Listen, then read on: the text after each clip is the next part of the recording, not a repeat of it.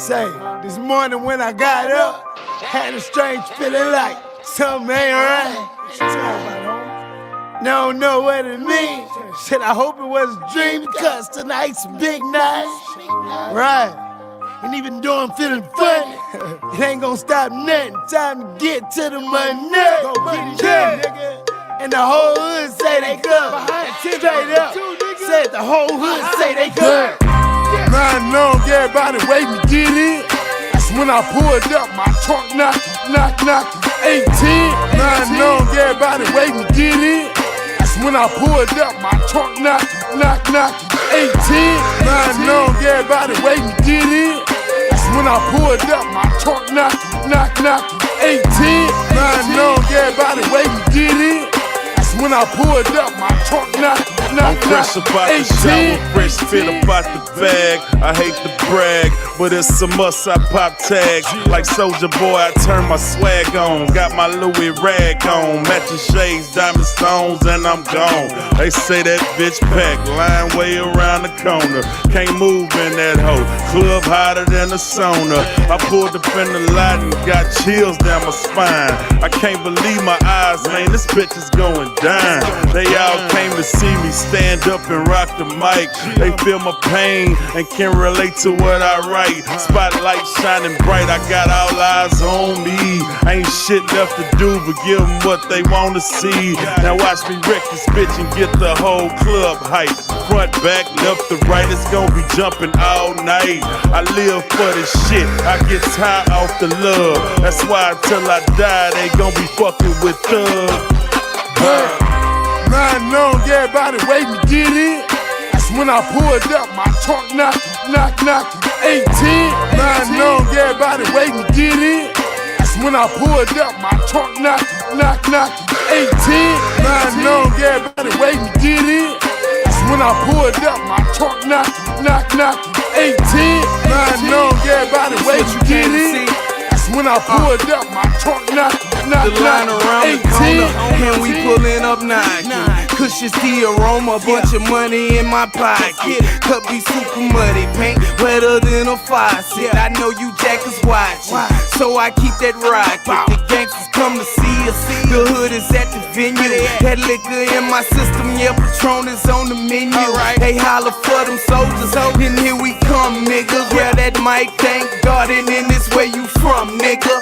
We reppin' for them gangsta bitches and them slum niggas, you know. And all them hog niggas grinding, getting dumb figures. The homies in the pen, the ones that's in the sky.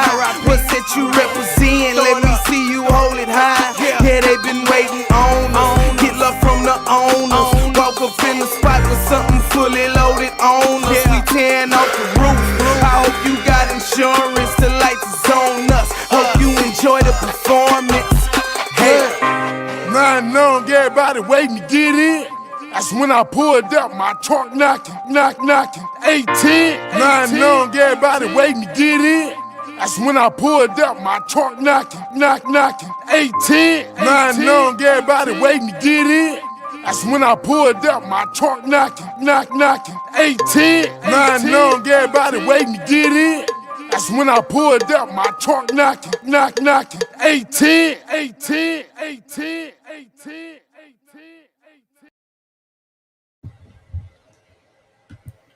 Yeah. What's going on, y'all? We back at it. Listen, today's topic was inspired by a brother named Jose Reyes. All right, I'm going to give y'all the lowdown before I get into the articles, into the information. So we had a discussion, had a debate actually, via Clubhouse. You know what I'm saying? Pardon me. I didn't get it on footage. I didn't record it.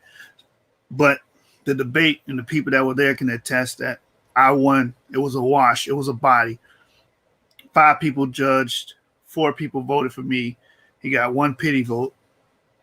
He pretty much got washed. So I wanted to do this video so I could put on the record to research who the Native Americans were and who the Hispanics were. A lot of people from the Israelite side are trying to push a narrative where all Native Americans and all Hispanics are Israelites. Genetically, this is impossible. Genetically, we can see that these people come from a different group. We can see where they descend from. We know where they migrated from. There's enough information out there that can, there's enough information out there that we can glean from and give a clear, vivid picture who these people come from and what area or what locality these people originate from. So I'm going to get into this, man. And I know once this information hits the internet, I know it's not going to be received well by many of the people that support, advocate the 12 tribes chart. I used to advocate for the 12 tribes chart. You guys can see some of my older material. But as I started to learn DNA, genetics, and why DNA transmission works from father to son, an unbroken chain, I started to see that it is incompatible and we can't use the 12 tribes chart. It's insufficient and it's actually just wrong. I mean, I can't even give you a collegiate scholastic word for it. It's just wrong. It's just flat out wrong. There's no evidence to substantiate that all these people groups are descendants of Abraham, let alone related. So I've already prepared for the comments for this video, and I know a lot of you guys are going to be doing a lot of complaining, but as I've stated in prior videos, I am the head chairman of the I Don't Give a Damn committee. So you're just going to have to deal with it. You looking at yourself crying in the mirror? Oh my God. That's going to be the community after this video get done. So y'all buckle in. You know what I'm saying? Just put your seatbelts on. Get comfortable for this ride, this journey I'm about to take you on. So take my time and read these sources to you and the information surrounding the origin of Native Americans genetically and Hispanics. This has nothing to do with your ability to practice the faith. This has nothing to do with your ability to be a part of the movement. This has everything to do with,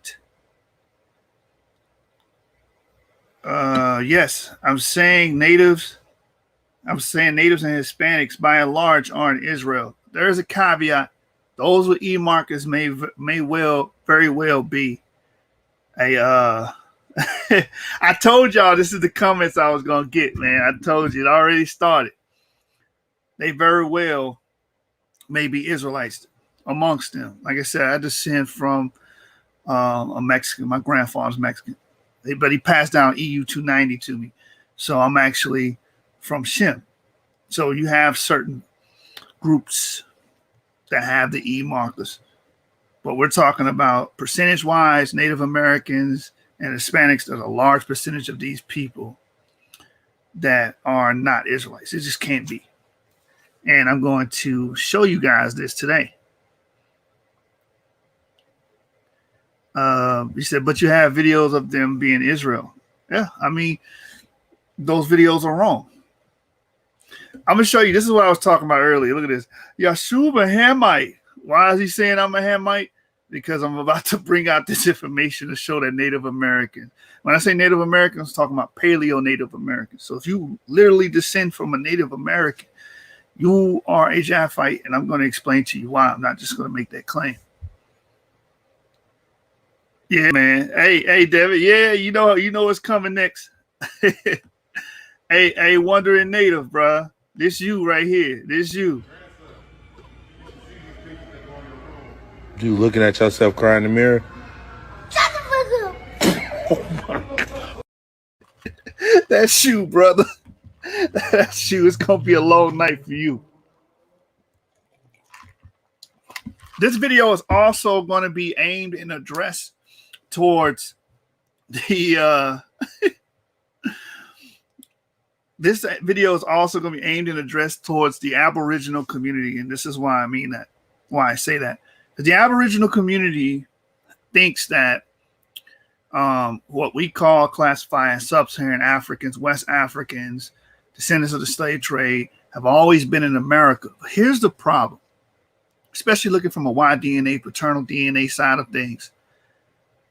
Majority of us are E1B1A. Then you got E1B1B. Then you got some other, haplogroups that accompanied us, during the slave trade. Like you had T, A, and B. None of these haplogroups, especially with the E marker, has been found in ancient America in any specimen whatsoever.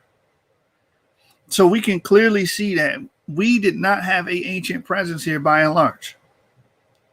There is no evidence of ancient, sub-Saharan Africans in America.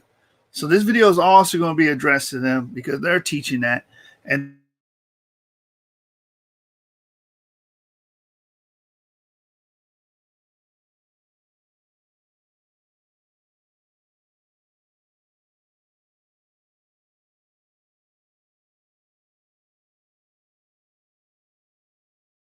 ignored by Aboriginals. You understand? Yeah, he a funny. You funny, bro. You said no sound? Can y'all hear me? You guys can hear me, right? Type 1 in the chat if you can hear me. Type 1 in the chat if you can hear me. My signal got a little weak there. But it looks like all right, I'm good. Indigenous said, hold on, let me read this before I get started. I know I'm gonna make a lot of people mad with this. Like I said, I'm the head chairman of the I Don't Give a Damn committee. All right. So the oldest DNA was found in a black man from South Carolina, and his family had the same genetic markers. A00 is what you're talking about. That has nothing to do with majority of African Americans. Majority of African American males are E1B1A. We're not A. All right, so yeah, here Dewad says haplogroup Q is the true DNA of Abraham. Y'all brothers funny, man. All right, so we're gonna get into it. I know a lot of you brothers that are maybe native, maybe Hispanic that watches my videos. You're gonna be mad, but you just gonna have to be mad. Listen, I'm not attacking nobody's faith. I'm not saying that you can't partake in the faith or believe in a certain paradigm. What I'm telling you is we look at the ancestral markers, we look at the genetics and the migratory data. The Native Americans and Hispanics, by and large, do not align with Shem.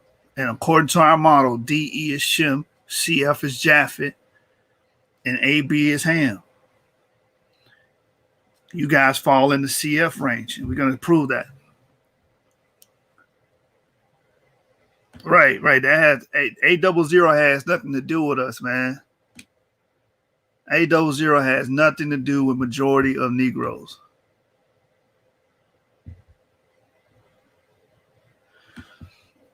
If the brother says indigenous American, Seminole Indian. So I'm guessing you are an Aboriginal. So we got Aboriginals in the building. We got Native Americans in the building. We got Hispanics in the building. I'm glad you're here because today I'm going to educate you. What that means is that one man comes from Paleo-Africans. That's all that means. Him, that one person. House of Ephraim says, which was in the Levant first? Haplogroup E. You understand? Man, Wondering Native, you still hating me, bro. You said, well, I'm hating. I'm just telling the truth, bro. What the scripture say? Have I become your enemy because I tell you the truth? You said, well, I'm hating, man. This is you again, bro. You looking at yourself crying in the mirror? Shut the fuck up. Oh my God. That's you, bro. You lashing out right now. I ain't even gotten to the information. You already lashing out. but I be hurting feelings, bro. You know what I'm saying? I guess it's that yap in me. You know what I'm saying? Shout out to all my yap supporters in the building.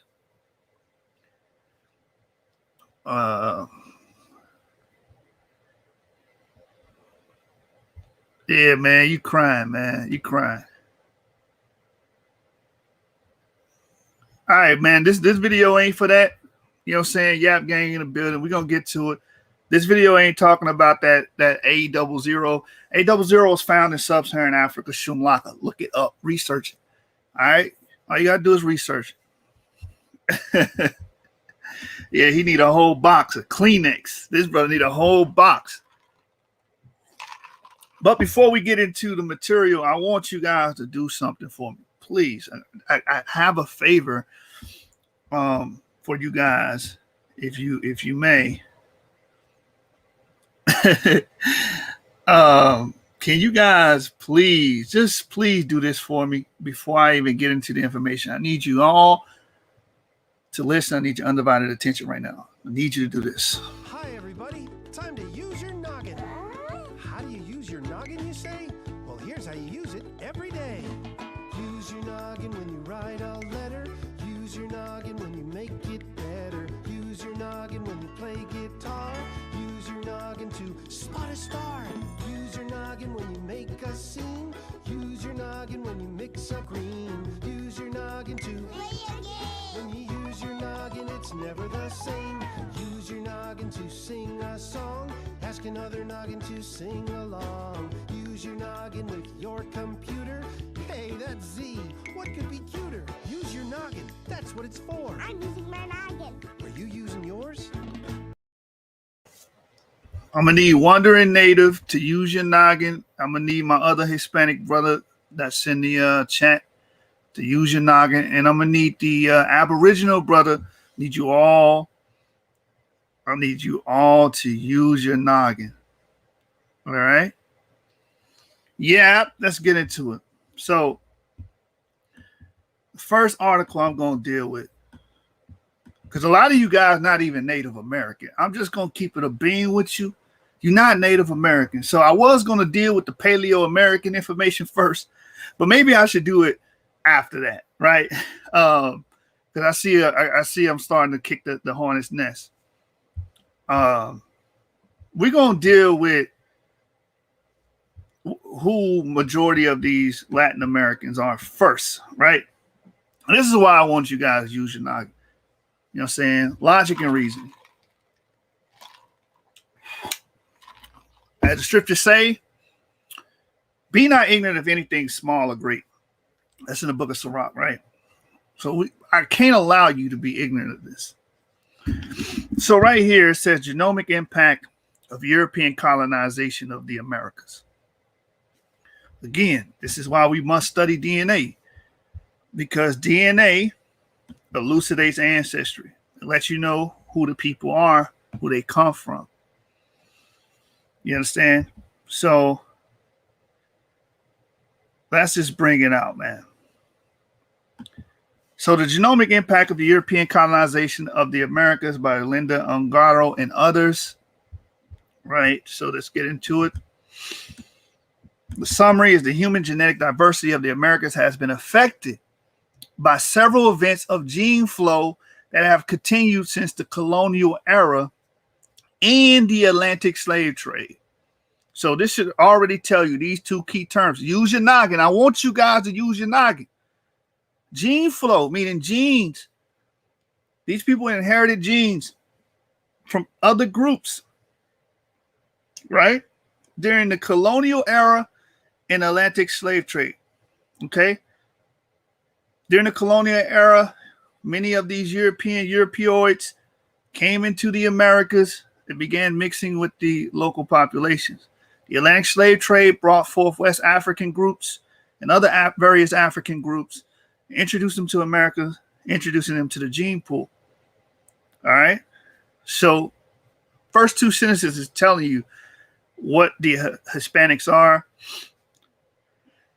excuse me, and who these Native Americans are, these people that's identifying as Native Americans by and large today.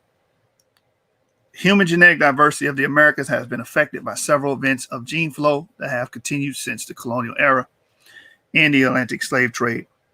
Moreover, multiple waves of migration followed by local admixture occurred in the last 2 centuries, the impact of which has been largely unexplored. Here we compiled a genome-wide data set of 12,000 individuals from 12 American countries and 6,000 individuals from worldwide populations and applied haplotype-based methods to investigate how historical movements from outside the New World affected the genetic structure, the admixture profile, the demographic history, and sex-biased gene flow dynamics of the Americas. Why is it a sex-biased gene flow? It's because many of the Native American men were being slaughtered. If many of the Paleo-Native Americans, right, the original Americans were being slaughtered, then who do you descend from? Then who the majority of you guys descend from? Right, the males got killed. This is why there's a sex-biased gene flow, because a lot of these males were dying, and the European men and African men were admixing and copulating with the indigenous women. This is how you get your mestizos. You see what I'm saying? Let's keep going. Y'all just gonna have to hate me.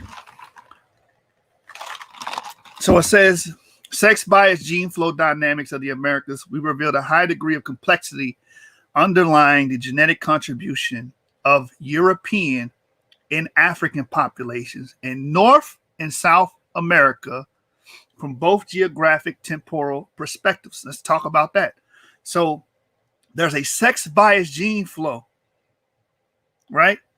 Because there was a reduction of males during the colonial period. A lot of these males would die from smallpox, European diseases, war, pillaging, being overworked, stuff of that nature, diving for pearls. We know the history of the Circum-Caribbean. Then we see an introduction of these Europeans coming in and these African slaves coming in, and then they start mixing. This is why it's a sex-biased gene flow, because mainly the males from these groups were mixing with the females from the native indigenous populations. All right, so it says European and African populations in North and South America from both geographic and temporal perspectives, identifying previously unreported sources related to Italy, the Middle East, and to specific regions of Africa. So before I finish this, a lot of you guys that's claiming this Native American stuff, you're not really descended from Native Americans, because a lot of them were killed off, especially when we're talking about Puerto Ricans and Circum-Caribbeans. Yeah, you might have some groups in America or Eskimo, but by and large, a lot of these people that are claiming to be Native Americans are not Native Americans. All right. Let's keep reading. Introduction says North and South America were the last continental areas to be colonized by humans. Their peopling was a complex process which began at least 15,000 years ago. Last time I checked, 15,000 years ago, that's incompatible with the time of Israel. Israelites are primarily a Middle Bronze to Iron Age people. 15,000 years ago would be Stone Age. So nowadays, a substantial proportion of individuals living in the Western Hemisphere is the result of more recent episodes of admixture, following extensive migrations during and after the European colonial era. Indeed, some after the European discovery of the continents in 1492, Western European powers began to explore and settle the double continent. This process heavily impacted native populations, which were decimated by wars and new pathogens. When I just tell you that, pathogens, the diseases like smallpox being introduced where their immune system was not able to handle it. So a lot of these people were dying. The Atlantic slave trade, which occurred between the 16th and 19th century, was started by European merchants, added further complexity to the continental genetic landscape. Historical records attest a general imbalance in the number of incoming males and females, especially during the early phase of European colonization. For instance, the first Iberian immigrants were mostly 80% males. In the proportion of the females, initially 5 to 6% began to increase only in the following decades. So I want to stop and make a point here. So I told you guys to use your noggin. The Native Americans are dying off during this time. A lot of it's sex bias. A lot of these men are dying off, okay, because they're the ones going to war. And you're having 80% of European colonizers come over here. Well, 80% of the European colonizers that arrived here were males. So who were they mixing with? They were mixing with the women from the local populations. This is your mestizos, your musties, and your mestizi. I didn't create this article. I didn't write this. I didn't fabricate this history. This is set in stone.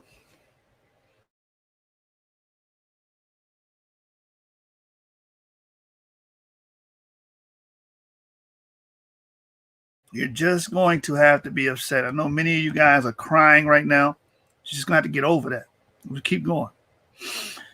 So it says here, additional migratory waves, mainly from the southern and eastern regions of Europe, have added further demographic variability since the end of the 19th century. In fact, it has been estimated that more than 32 million individuals reached the United States at the end of the 1800s.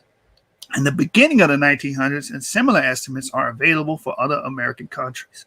For example, more than 6 million people moved to Argentina, and more than 5 million people moved to Brazil in the same period. Given their historical and epidemiological implications, migrations to the Americas have been the subject of several genetic studies. Most of these have exploited local ancestry inference algorithms, in which individual genomes are deconvoluted into fragments, ultimately tracing their ancestry and populations from different macro geographic areas.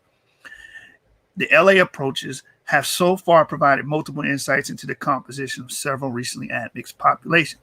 However, when closely related populations are involved in the admixture of a specific target group, this approach shows some difficulties in discriminating among sources, leading to spurious or incomplete results. Several surveys present a continental-wide analysis of the origin and dynamics of the African and European diaspora into the Americas. For instance, Gouveia et al. Have recently performed a detailed analysis of African regional ancestry and its dynamics in several populations from North and South America and the Caribbean. However, a more comprehensive and systematic investigation considering multiple ancestries across the two continents is still missing.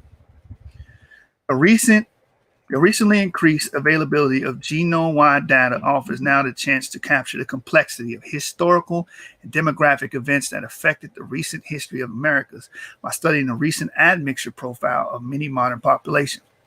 With this in mind, we have first assembled a genome-wide data set of 18,000 individuals, including less than 12,000 from North Central South America, less than 6,000 from Africa, Europe, Asia, and Oceania. And then we harness haplotype-based and allele frequency methods to reconstruct the fine-scale ancestry composition, evaluate the time of admixture, assess the extent and magnitude of sex-biased gene flow dynamics, and explore the demographic evolution of different continental ancestries after the admixture. So I'm going to go to the discussion from here. Pretty much read the introduction, but as you can see, it's clear. These Hispanic groups either got an African component or a European component. This is why I gave you guys the caveat in the beginning. Those that got the African component, some of them could be Shem, some of them could be Israelites. Those that got the Europeoid component, you know exactly who they are. If you've been following the channel, these will be Japhites. And we're going to get into their migratory patterns a little bit later. Again, this video is going to require you to do something very crucial. Hi, everybody. Time to use your noggin. How do you use your noggin, you say? Well, here's how you use it every day. Use your noggin when you write a letter. Use Use your noggin when you make it better. Use your noggin when you play guitar. Use your noggin to spot a star. Use your noggin when you make a scene. Use your noggin when you mix up green. Use your noggin to play a game. When you use your noggin, it's never the same. Use your noggin to sing a song. Ask another noggin to sing along. Use your noggin with your computer. Hey, that's Z. What could be cuter? Use your noggin. That's what it's for. I'm using my noggin. Are you using yours? I need you guys, please use your noggin, man. And all y'all that's listening, man, you're going to learn today. I promise you're going to learn today. I'm here to teach y'all, man. Let me get this while I get this part of the article, man. Let me work. Please let me work. Get that water. He about to get this work. He about to get this work. Hold up. Hold up. He gonna get this work. He gonna get this work, nigga. Hold up. He gonna get this work. He gonna get this work, nigga. I killed you. Hold up. He gonna get this work. Hold up. Hold up. You niggas gonna get this work, you hear me? Me. He ain't even get the second verse, but he gonna get this work. Hold up, man. He gonna get this work. He gonna get this work. He gonna get this work. Hold up, man. Let me work. He gonna get this work, nigga. Watch me work. He gonna get this work. He gonna get this work. Yeah, he gonna get this work. Hold up. He gonna get this work. Yes, indeed. Yes, indeed. Please use your noggin for this section, man. Y'all gonna need it, man. Y'all gonna need it. All right, so I'm gonna deal with the African admixture component because, again, we all know the males are being reduced, and you did have sub-Saharan Africans mixing with the local populations here in the Caribbean and San Juan, and Cuba and stuff of that nature. Santo Domingo. So here it says sub-Saharan African ancestry was observed in high proportions in African Americans. About 69%, 74.1% Barbadians, African Caribbeans, and Barbados, 87% with relatively high contribution registered also for other Caribbean and Brazilian populations. In detail, Benin, Nigeria cluster showed the highest contribution, less than 30% of the total. In the Afro-American and ACB, Afro-Caribbean, while in other Caribbean populations, the contribution of Benin, Nigeria, and Gambia, Senegal clusters is comparable with average proportion of 6.9%. Moreover, we found contribution from Gambia and Senegal in Mexico, the Caribbean islands, and Colombia, but not in Brazil, Argentina, and Chile, which have proportions of less than 0.2% consistent with previous results. So in Mexico, you got 11.1% of people coming from Gambia and Senegal. So I said you do have an introgression of sub-Saharan Africans via the slave trade that came here. This is not from an ancient presence. For all of the Aboriginals out there, we were not here prior to the colonial period. There's no evidence to substantiate those claims. But when we do see our gene flow into these areas, it's via the slave trade or conquistadors, because you do have African conquistadors and Latinos.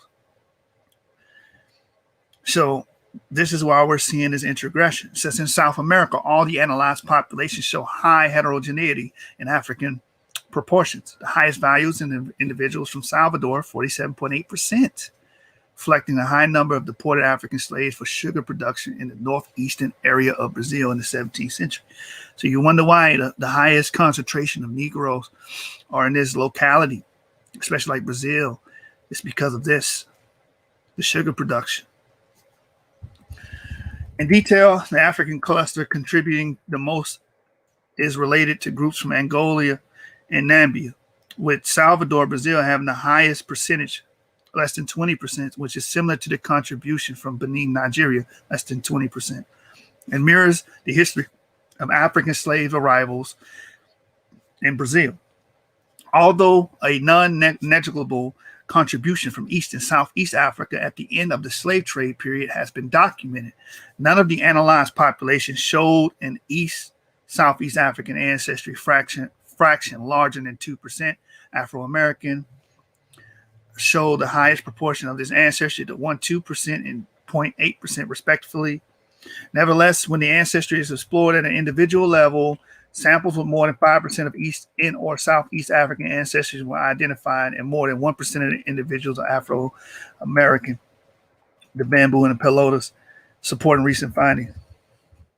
When discussing the African ancestry and regional sources, the UPGMA unweighted pair group method with arithmetic mean clustering does not strictly mirror geographical historical patterns. Yet all the Caribbean and circum-Caribbean populations, with the exception of the Colombian sample, clustered together. Similarly, all the Southern American samples, but not Chile, form a private group. Interestingly, the ACB, the African Caribbean, is different from any other populations composed mainly of Benin, Ivory Coast, and Benin, Nigeria clusters. So we can see where these Africans were coming from, how they got to these areas through slave trade, how they integrated into the gene pool. All right. So those people are Shemites. Now let's deal with this ancestry here that a lot of you guys run from.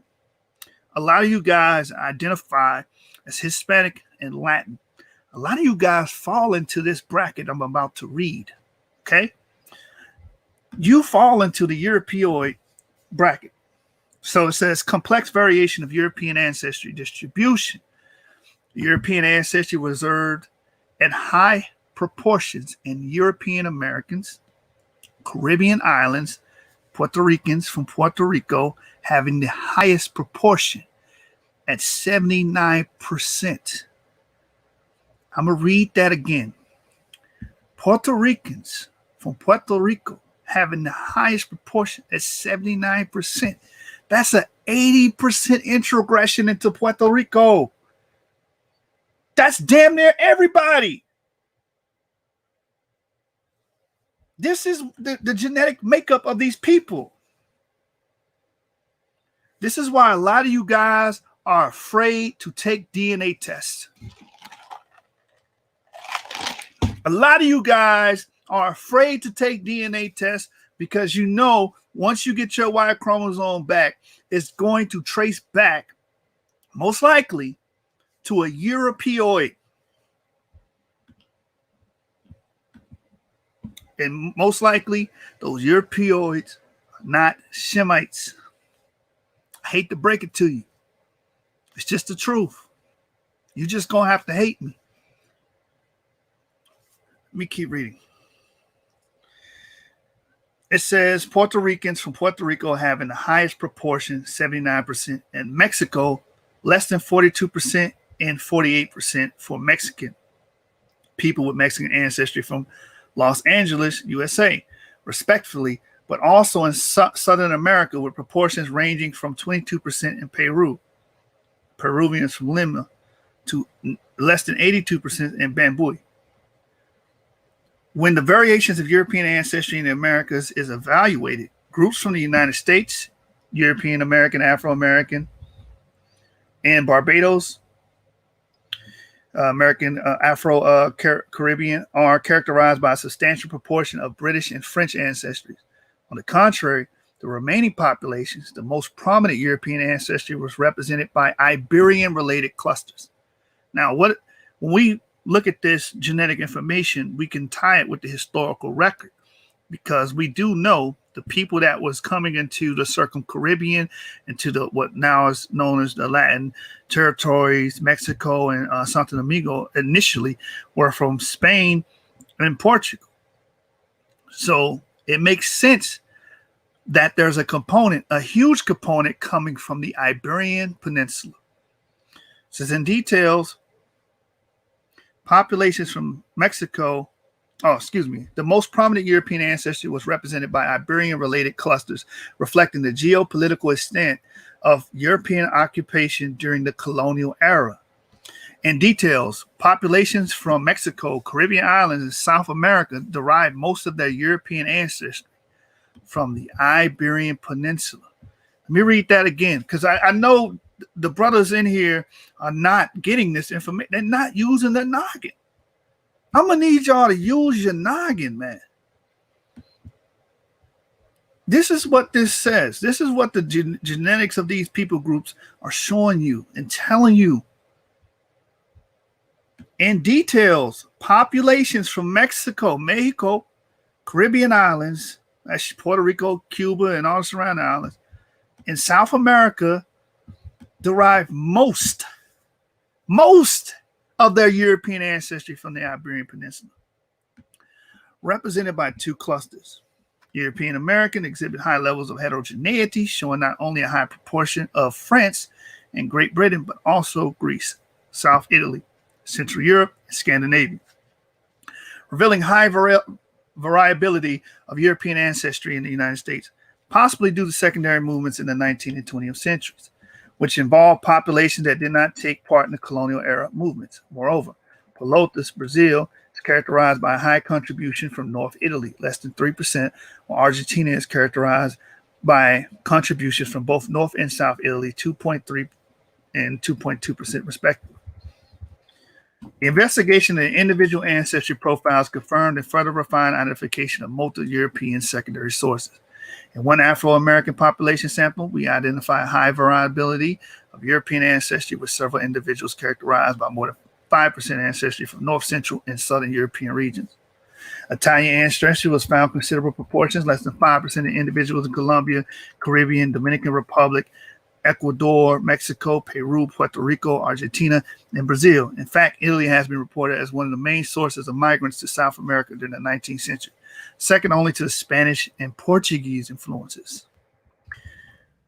We estimated the relationship among American populations considering relative European ancestry proportion by applying the UPGMA clustering approach, differences in regional affinities to British and or French versus Spanish and or Portuguese ancestries among American populations were observed.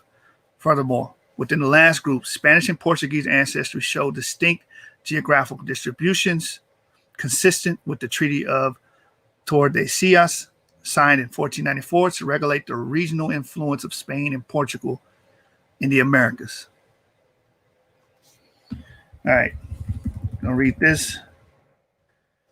It says, with the exception of the Mayan individuals, less than 65% of Native American ancestry is high in populations from the southern part of the continent in Mexico, 41%, with the highest values in Peru, Ecuador, and Argentina. Interestingly, in both analyzed African-American populations, we identified a non-negligible proportion of individuals harboring Native American-related ancestry. Because like I told you guys before, to the Abo community, you do have outliers. Hold on. You said, Shuv, I like how you left out the fact that most Ricans self-identify as European because something called regla de sacar.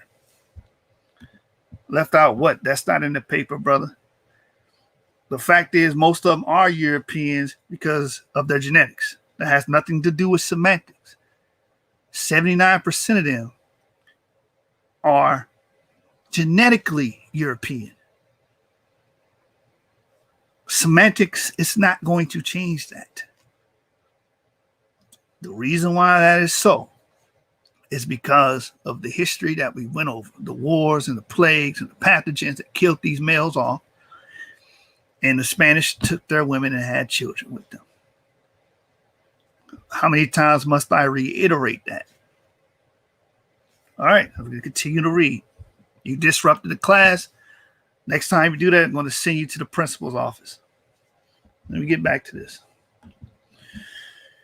So you do have a indigenous signal. I've actually covered this on my channel before. You do have full-blooded Indians. There is a such thing as that. But it's not in the Caribbean. It's places like Mexico, the Mayans, Central America, and stuff of that nature. And this is what this is talking about here. The contribution of Jewish-related ancestry in the Americas. They wrote a recent paper about this as well. A recent genetic investigation found a non-negligible proportion of ancestry related to Jews and Middle East groups in 5 populations from Northern and Southern America, Mexico, Colombia, Peru, Chile, and Brazil. In our analysis, we confirmed the presence of genetic ancestries related to North Africa, Levant Caucasus, and Jews cluster in the same countries, although with a lower proportion than previously estimated, less than 2.8%. The discrepancy might be due, at least in part, to the fact that our data set is mostly composed by Brazilian individuals, which have been documented to have smaller Jewish ancestry. Only 2.5% of analyzed individuals contain more than 5% of Jewish and Middle Eastern ancestry, Salvador, Bamboy, Pelotas. In contrast, this proportion is higher in the non-Brazilian populations, Colombians from Medellin, 8%, Colombia 3.8%, Peru 2.3%, Mexico 5.4%, 11% Chile, 60%, Argentina 12%. Similar proportions were found in the Caribbean populations, Afro-Caribbean 1.4%, Caribbean 6.8%, Dominican 3.7%, Puerto Rican 3.9%. Interestingly, we found a relatively high proportion of individuals showing more than 5% contribution close to Jewish sources, also in the Afro-American 3.8%, in the European American 26.7%. So they're talking about a Jewish-related ancestral marker and signal within these different people groups. Small, most of them less than 5%. Inferring the time admixtures in American population. Shall I read this part? To provide temporal dimensions to the gene flow among the analyzed populations, we inferred the time admixture by applying the globetrotter in 2 different setups for population and individual level analysis, as detailed in the STAR method section. For both analysis, we focus on admixtures events inferred to have occurred in the last 30 generations. In population level inferences, all the analyzed groups showed evidence for at least one admixture event as reported in Figure 2A and Data S2C. Specifically, we identified one admixture event in 14 populations: Afro-Caribbean Mayas, the Peru, Salvador, Ecuadorian, Colombia, Mexicans in Los Angeles, Argentina, Chile, and Puerto Rico. With inferred time spanning between 6 and 11 generations ago, the identified sources are related to the British, to the French, the Benin, Nigeria, and the Afro-Caribbeans, the ASW, and Iberian or Southern Europeans, and American and Mayas, Puerto Ricos, Peruvians, Ecuador, Colombians, the Mexican Los Angeles, Argentina, and Chile, in line with the source find estimates. So I want this to be notated here: Iberian or Southern European and American. So the component that they found in these Latin communities, the component that they found in these Latin communities is Iberian, Southern European, and American, and Mayas, Puerto Rico, Peru, Ecuador, Colombian, Mexican, Los Angeles, Argentina, and Chile. Because you still do have a Paleo-American component within these groups. But by and large, you have an Iberian and Southern European component. Why? Because these were the 2 crowns that were working in unison after that treaty in America and sending colonizers over here and mixing with these local populations. So I find it funny and I find it odd when discussing with these people that want to claim native roots, because you got Aboriginals that want to claim native roots to America. Then you have these people that are Europeoid wanting to claim native roots to America. Get your DNA test. Most likely, your Y chromosome is going to go back to an Iberian or Southern European source. We're going by the laws of probability here. You're going to land somewhere in that section. All right, reading on. In contrast, Salvador sources are representative of Iberia and Cameroon. Why does it say Iberia and Cameroon? Because, again, you had colonizers. You had a component coming from the colonizers, and you had a component coming from the slave trade. Cameroon, Gabon. Two populations from the Caribbean islands, Puerto Rico and Dominican, showed a curved profile that fits better with single admixture event involving more than two sources from Europe, Africa, and America, which dated 9 to 11 generations ago. So again, that European admixture, most likely Iberian, and then African, most likely from the West Coast. Then you're American, you still have some Paleo American, and a lot of these women that intermix, admix. The remaining 6 populations, Mexican, European American, Pelotas, Caribbean, Afro American, and the Bamboi, showed signature at least 2 admixture events, mainly involving American, European, and African sources, with the most recent occurring less than 6 to 8 generations ago. All right. So I'm not going to read the entirety of this, but you guys get the gist of it. I want to get the results. Hold on. Let me get the results. Can I get the results and just skip to this? And then we're going to move on to the next article. You guys can read the rest of that on your own time. Acknowledgements, date code availability, estimation, Bayesian haplotype ancestry estimation. All right. I just dropped this one. I'm going to go to the next one. So, as we can see, we can clearly point out where these guys get their ancestry from. All right, here we go. Let's get to discussion before I finish this. The discussion, it says, despite being virtually isolated from the rest of the world until 500 years ago, most of the individuals living in America's harbor, together with Native American ancestry, of substantial genomic proportion inherited from Europe and Africa. I want everybody to stop what the hell you doing. Stop ironing the clothes. Stop watching the baby. Stop feeding the baby. Stop cooking. I want y'all to stop doing whatever you're doing right now. Put the homework down. You know what I'm saying? Listen to what this just said. And this is why you get dilettantes on social media. You don't want to accept information. Cognitive dissonance. This just stated, and maybe I need to blow this up a little bit more. Maybe this is not big enough. Here in the discussion, let me go up. I'm probably lost it trying to. In the discussion, it tells you where the ancestry comes. Here it is, where it goes, where it comes from.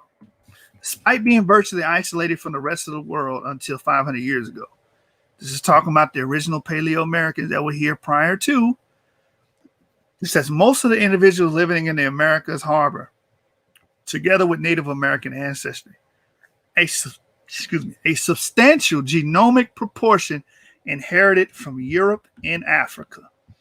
These ancestral mosaics could be explained as the consequence of 2 major historical processes occurring over the Americas.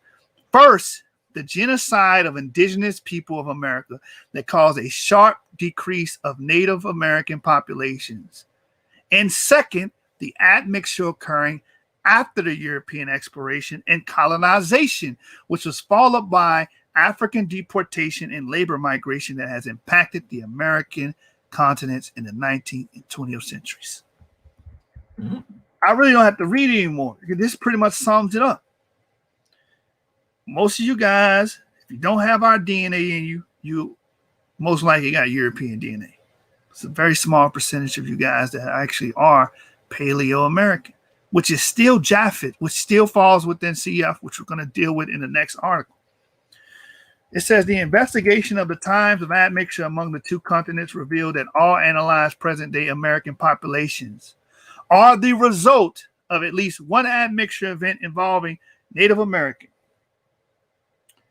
African, and European sources within the last 6 to 12 generations, corresponding to 1644 CE and 1812 CE, considering a generation's time, 28 years. However, considering a population as a whole does not fully capture the complexity of admixture dynamics characterized by several waves of migrations in the last 5 centuries. One way to partially overcome this limitation is analyzing single individuals rather than populations, evaluating a higher degree of variation in fragment-linked distributions. Our pure individual time estimations provided several insights into the complexity of admixture in the Americas. It has been previously reported that the origins of Africans disembarked in the continents followed a general north to south temporal pattern, with slaves from Senegal and Gambia being deported earlier than the ones from more southern areas. In accordance with historical data, the inferred admixture dates involving populations from Senegal and Gambia are older than the ones involving all the others. This area remained the main slave trade site for Spanish possession until the 1640s. Similarly, all the dates involving clusters related to Angolan and Nambian individuals are characterized by younger recent admixture times. For European sources, the estimated admixture dates characterized by gene flow from Iberia are older than the dates of admixture with France and Great Britain sources, which in turn are older than admixture events involving Italian sources, which according to historical records became substantial only in the second half of the 19th century. Furthermore, we assess the severe impact of the Atlantic slave trade in several populations under study with a pattern that reflects historical records. In detail, our analysis revealed that West Central African ancestry is the most prevalent in American continents, as previously reported. Moreover, we additionally identified a high contribution from Senegal and Gambia in the Caribbean, Mexico, and Colombia in accordance with African slave arrivals predominantly to Spanish-speaking America until 1620s. Subsequently, about 50% of all West African slaves were deported to the Dutch, French, and British sugar plantations in the Caribbean. Accordingly, we estimated a high contribution for Benin and Nigeria and all the Caribbean populations from the United States in line with the reported slave arrivals. Among all the analyzed populations, ACB is characterized by the highest sub-Saharan proportion, less than 88%, possibly due to the presence of sugarcane industry combined with the relatively low European immigration in the 18th century. All at a microgeographic scale, Barbadians derived their African ancestry from Benin, Nigeria, less than 50%, from Benin, Ivory Coast, less than 21%. Two of the main sources reported for the British-mediated slave trade. In contrast, Brazil showed a peculiar African ancestral composition, characterized by a high proportion of ancestry related to modern-day Angola and Namibia, consistent with the Portuguese settlement in Angola from the beginning of the 17th century. A similar African component is also observed in Argentina, probably due to the fact that slaves arrived primarily from Brazil via the Portuguese slave trade from Angola. So again, we get the African component from the slave trade. I'm pretty sure you guys are familiar with that. So you see this in these Latin groups as well. But like these people don't want to realize and take hold of, you guys have a European component, man. And y'all have to deal with that. Instead of, trolling in the chat, maybe you should hit 23andMe up and get that, that $50 DNA test, because I believe it's on sale right now, and see, does your DNA fall on the Europeoid side? Because most likely it will. Hate to break it to you. Let me keep reading. The Atlantic coast of Africa was not the only region involved in the slave deportation. In fact, in the last decades of the slave trade period, Mozambique was the third largest supplier of slaves. We found ancestries from Southern East African groups in non-negligible proportions of individuals from Bamboi and Pelotas. Although similar works analyzed Bantu populations from Southern, Eastern, and Eastern Africa, here we included Bantu populations from Angola, which has been documented as one of the main regions for slave deportation.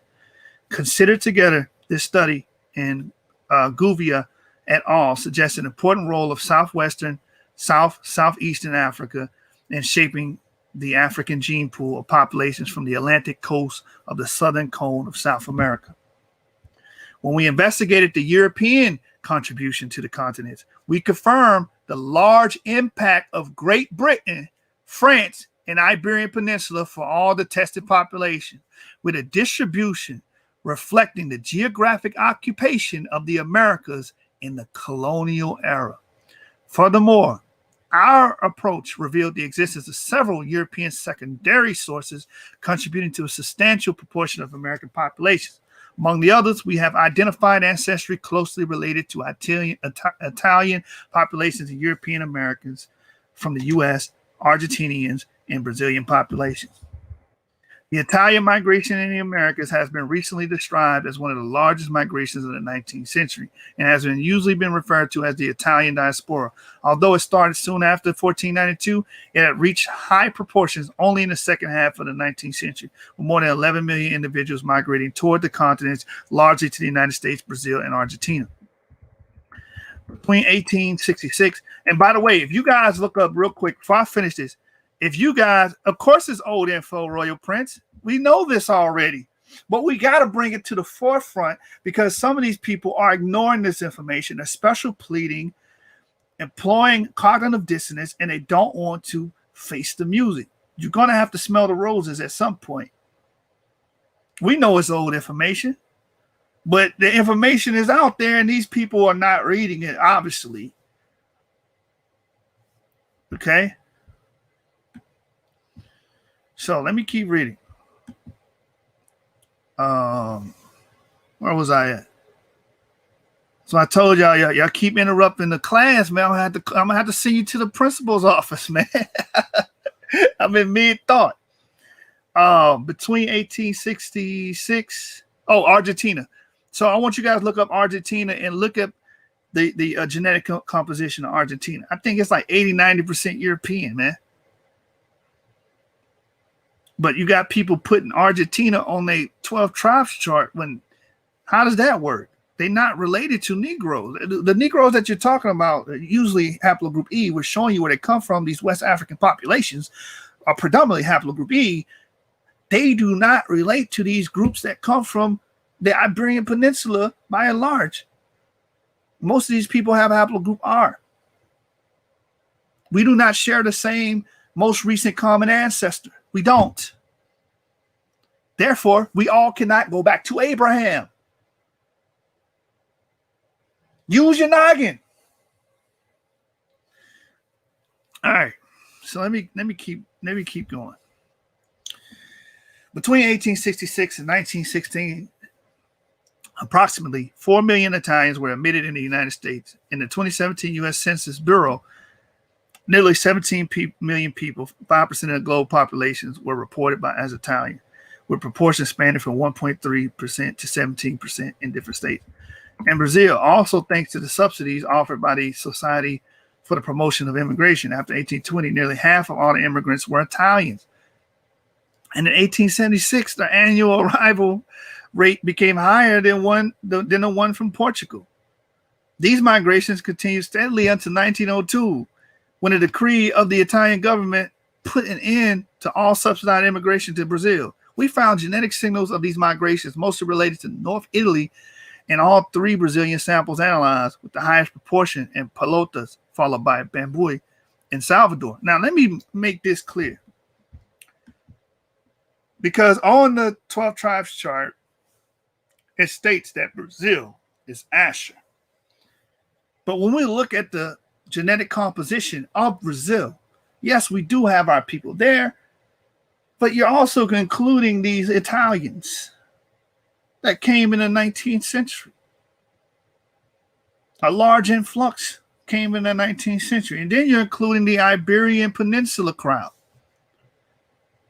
that came prior to that.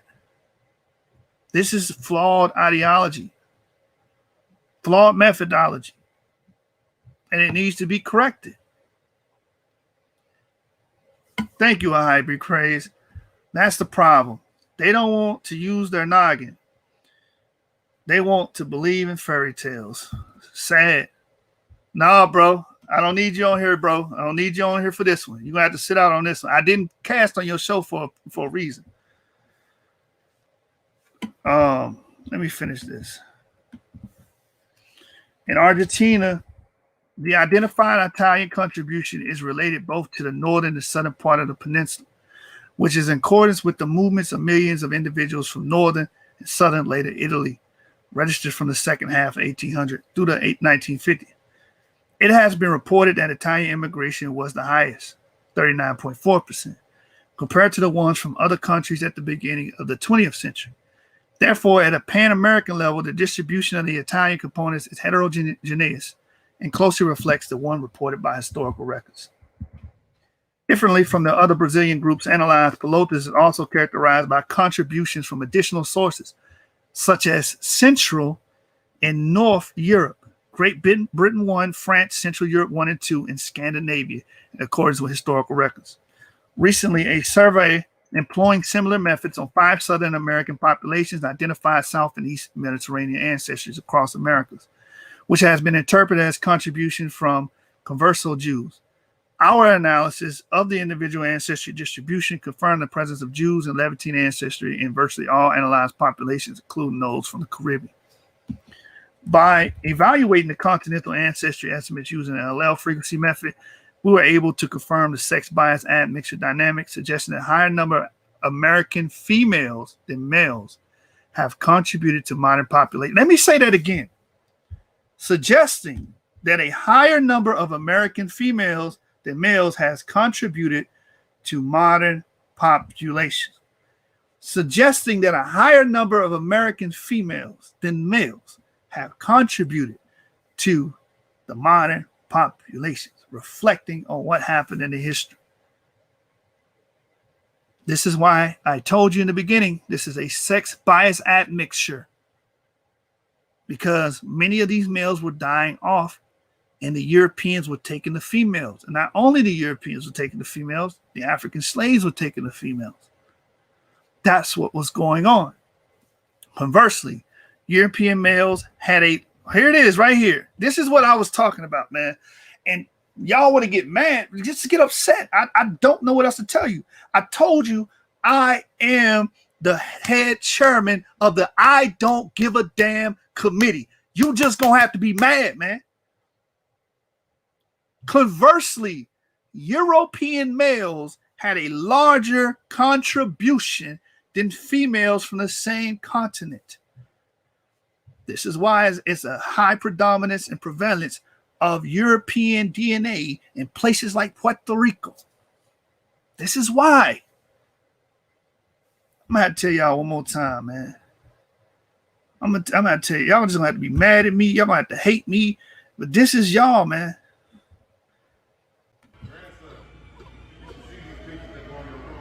You looking at yourself crying in the mirror? Shut the fuck up. Oh my God. I know y'all want me to shut up, but I'm going to keep reading. I'm going to keep reading, man. Oh, one more time. This is y'all crying in the chat, man. This is... You looking at yourself crying in the mirror? Shut the fuck up. Oh my God. Yo, man. Listen, man. I'm going to continue reading, but I just got to... The name of the paper, ABC, is the Genomic Impact. Let me get it. Hold on. I don't want to lose my place. Let me look at my phone. I got it in my phone. I'll tell you here in a minute. I'm going to say it verbatim. The name of the paper, bro, so you can look into it yourself. And like another brother said, man, this is old. The Genomic Impact of the European Colonizations of the Americas. And you can find this on ScienceDirect.com. You see what I'm saying? So you can get that paper there.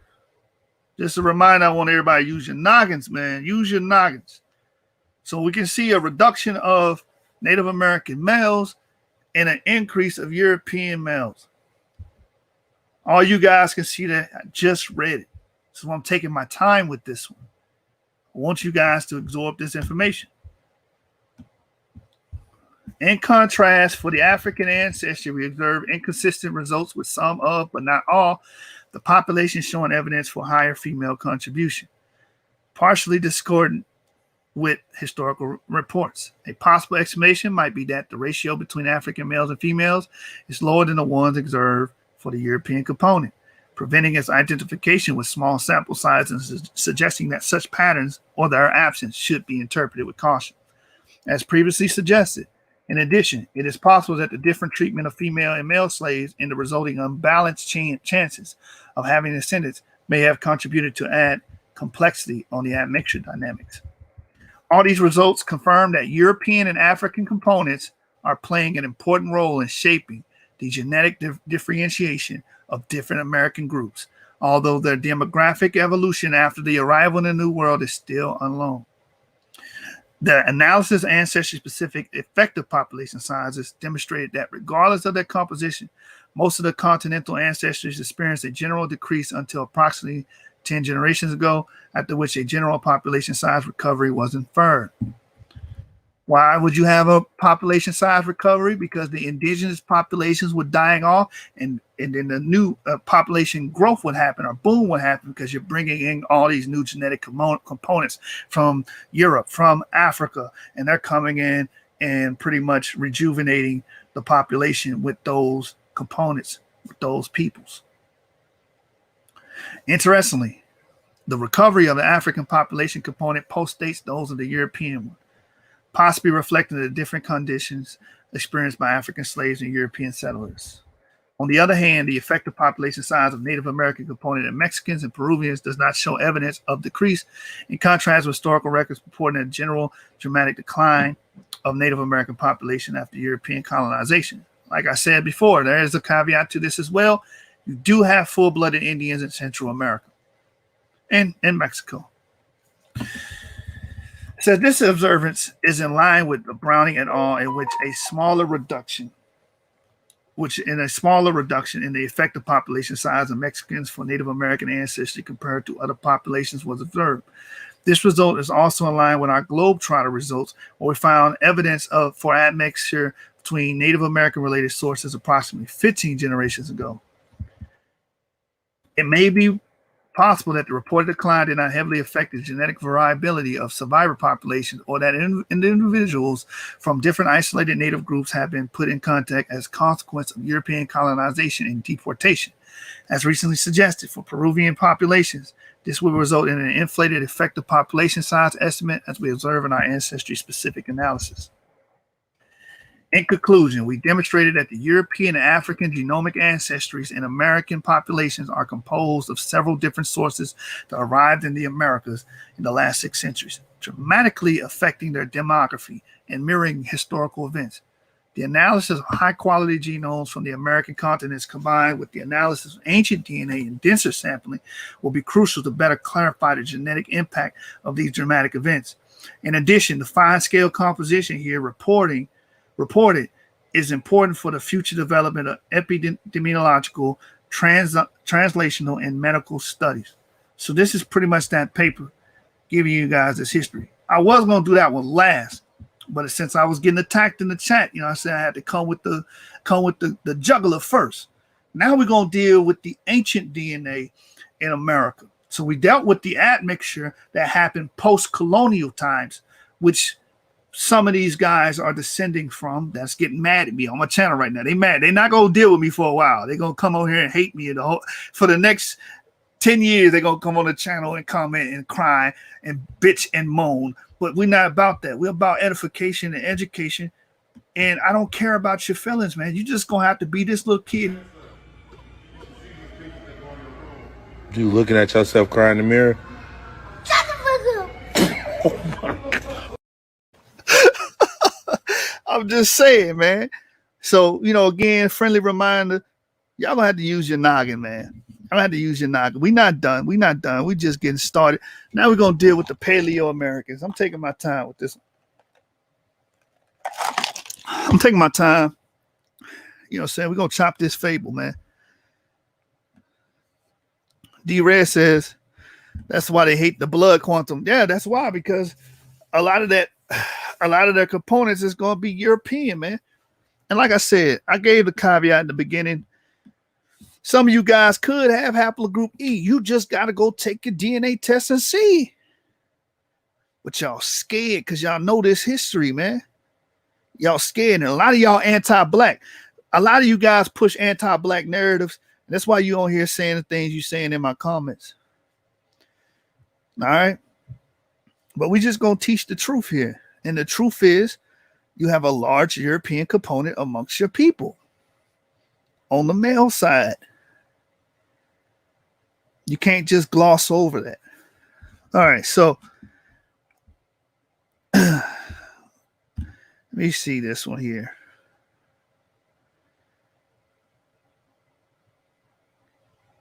All right, yeah, I'm gonna get the highlights on this one. Then I'm gonna go to my book. You know, the book I go to on a lot of my shows, and bring that out, man. And bring that out. Let me work. Please let me work. Get that water.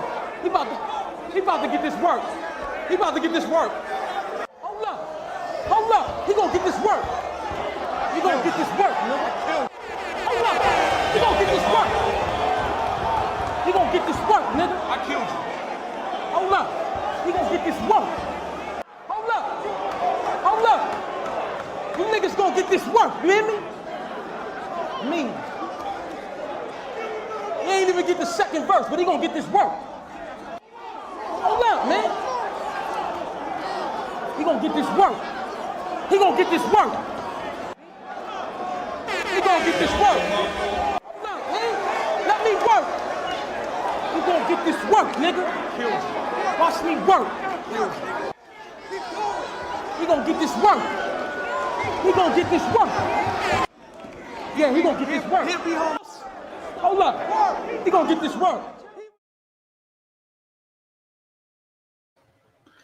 All right, let's get to the next article, man.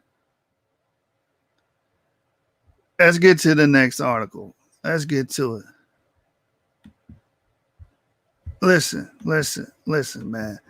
Y'all just gonna have to sit back and take notes. Again, this is not an attack on anybody's religiosity. I have to make that clear. All we're doing is elucidating, meaning clearing up ancestries. If we all come from Abraham, we should all share the same haplogroup. There's no way around it. You can't be Q, P, E, T, J, A. You can't be every haplogroup and be Israel. You have to pick one because haplogroups, you get those mutations, you get that Y chromosome from male, from father to son, father to son. Okay? Direct lineage. All right, so this is the next article. Analysis of the human Y chromosome haplogroup Q characterizes ancient population movements in Eurasia in the Americas. So, however you try to slice this and argue, if you say, oh, well, yeah, the colonial people did come in and admix with our people and reduce a lot of the males and replace the Y chromosomes, but we're talking about ancient Americans. This is also a refutation to the aboriginals as well. You aboriginals say that that we were always here. Why can't we find our DNA in America 2,000, 3,000 years ago, 4,000, 5,000 years ago? Why can't we find that? This is why they throw away DNA and they disregard DNA. The one field, genetics, that can elucidate ancestry and identify people groups. They throw it away because it is incompatible with their bullshit. Excuse me. Let's read this article. Analysis of the human Y chromosome haplogroup Q characterizes ancient population movements in Eurasia and the Americas by Viola Grunji et al. And this is from BMC Biology. And it was published 2019. Abstract. It says recent genome studies of modern and ancient samples have proposed that Native Americans derived from a subset of the Eurasian gene pool. And we're going to talk about what Eurasian peoples these people come from. It's going to come out today. Carried to America by an ancestral Beringian population, from which the two well-differentiated components originated and subsequently mixed in different proportions during their spread in the Americas. To assess the timing, places of origin, and extent of admixture between these components, we performed an analysis of the Y chromosome haplogroup Q, which is the only Pan-American haplogroup and accounts for virtually all Native American Y chromosomes in Mesoamerica, South America. Let me read that again. Which is the only Pan-American haplogroup and accounts for virtually all Native American Y chromosomes in Mesoamerica and South America. So you Aboriginals, if you do not have haplogroup Q, then you're not Paleo-American. And if you don't have a subset of haplogroup C, you're not Paleo-American. That's for you group. This video is slicing so many people up. You Aboriginals is getting it, and you brothers that's pushing this 12 tribes chart stuff is getting it. Y'all just gonna have to hate me, man. And keep going. And again, this is not an attack on your religiosity at all. So I know y'all love to try to make that an argument. That's not the case here. Results. Our analysis of 1.5 MB of 152 Y chromosomes, 34 resequenced in this work, support a coastal and inland route scenario for the first entrance of modern humans in North America. We show a major phase of male population growth in the Americas after 15,000 years ago, followed by a period of constant population size from 8 to 3,000 years ago, after which a secondary sign of growth was registered. The estimated dates of the first expansion in Mesoamerica in the Isthmus Colombian area, mainly revealed by haplogroup Q Z780, suggests an entrance in South America prior to 15,000 years ago. During the global constant population size phase, local South American hints of growth were registered by different QM848 subclades. These expansion events, which started during the Holocene with the improvement of climatic conditions, can be ascribed to multiple cultural changes rather than a steady population growth in a single cohesive culture diffusion as it occurred in Europe. Conclusions. We established and dated a detailed haplogroup Q phylogeny that provides new insights into the geographic distribution of its Eurasian and American branches in modern and ancient samples. Not only are you using modern population density, they have ancient samples to qualify this. So when people say, like the Aboriginal group, when people state that they about to report my channel, hey, you know what's gonna happen. So when people say, I lost my train of thought with that. That was funny. So when Aboriginals say we've been here for 10,000 years, 5,000 years, we were the first people here, where's the DNA? Because the ancient samples is haplogroup Q. And then when you get to the Eskimos, that's C. You don't see any haplogroup E in the ancient Americas. You don't see it.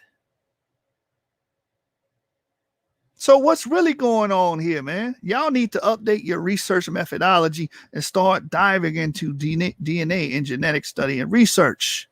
If you want to talk about what people was here at this place or this continent or this country, you know what I'm saying? Yep. Hey, shout out to El Khan, bro. There was no yap in ancient America. There's no evidence of yap in ancient America. There's no E markers in ancient America. So what are these Aboriginals talking about? Again, this video is aimed towards Aboriginals and is aimed towards people pushing these Europeoids as Israelites, aka Hispanics. And I'm not saying all Hispanics. I gave the caveat earlier. If you got an E marker, then you most likely Israel or it most likely Shem. Oh man, y'all don't have to do that, man. Shout out to Sean Harris, man. Source gang all day. Source up and shut up, man. Yeah. Thank you, bro. This is for those who try to say that African Americans are the original inhabitants of America. Come on, man. Come on, man. Let's read the rest of this. Again. So they know that haplogroup Q is here because they have ancient samples. All right. There is a general agreement that anatomically modern humans entered the American continent from the Beringia between 20 and 15,000 years ago. Two possible routes, one coastal and one inland, have been postulated. The first route, accessible since 20,000 years ago, would have probably facilitated a rapid southward expansion along Pacific coastal regions of the double continent. While the second one, through the so-called ice-free corridor between the Cordilleran and Laurentide ice sheets might have been accessible from 15.6 to 14.8 thousand years ago, and according to some models, would have contributed solely or mainly to the peopling of North America. The most favored scenario by studies of modern and ancient nuclear data is that both Athabascans and Amerindians derived from the same founding Beringian population, which entered America prior to 13,000 years ago. And that split between northern and southern Native Americans occurred south of the North American ice sheets. This was followed by two additional minor gene introgressions restricted to the Arctic region. The Saquat Dorset Paleo-Eskimo, less than 4.5 thousand years ago, and the Thule-related Neo-Eskimo, less than 2,000 years ago. Until recently, most of the genetic information concerning the first peopling of the Americas was largely derived from the maternally transmitted mitochondrial DNA. With only a few mtDNA haplogroups A2, B2, C1, C4, CD1, D4H3A, and X2A, nested within Eurasian clades characterizing almost all present Native Americans. According to mtDNA, studies of the last decade, these haplogroups entered the Americas around 16,000 years ago, after a rather long period of standstill differentiation in the Beringia, possibly following two entry routes, the first along the Pacific coast marked D4H3A, and the second through the ice-free corridor marked by X2A and C4C. At the moment, the major difference between the conclusion of mtDNA and autosomal DNA studies appears to concern the location of the split between the ancestors of northern and southern Native Americans. Indeed, a split of the first settlers in the eastern Beringia, Alaska rather, than south of the Cordilleran and Laurentide ice sheets would imply a dual rather than a single entry into the American continent. If so, the two entries could have occurred either at the same time or at different times, following the same or different routes. Unfortunately, the identification of Native American founding lineages of male-specific region of Y chromosome has been complicated by the post-Columbian uneven male-female Native population decline and by the high historical rate of male-mediated admixture into the Native American communities. This is what we just covered in the last article. This is exactly what we just covered. Okay? The Kleenex is going to be out of stock. This is what we just read in the other in the other article.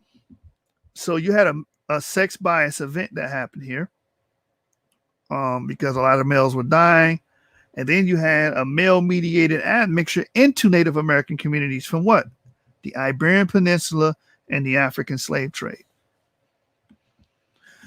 So a lot of these modern Hispanic and Native American groups are either European or African. A lot of them are not even falling into these ancient Paleo-American groups, but we're going to deal with the Paleo-American groups because these people are also not Israelites as well. They're Japhites.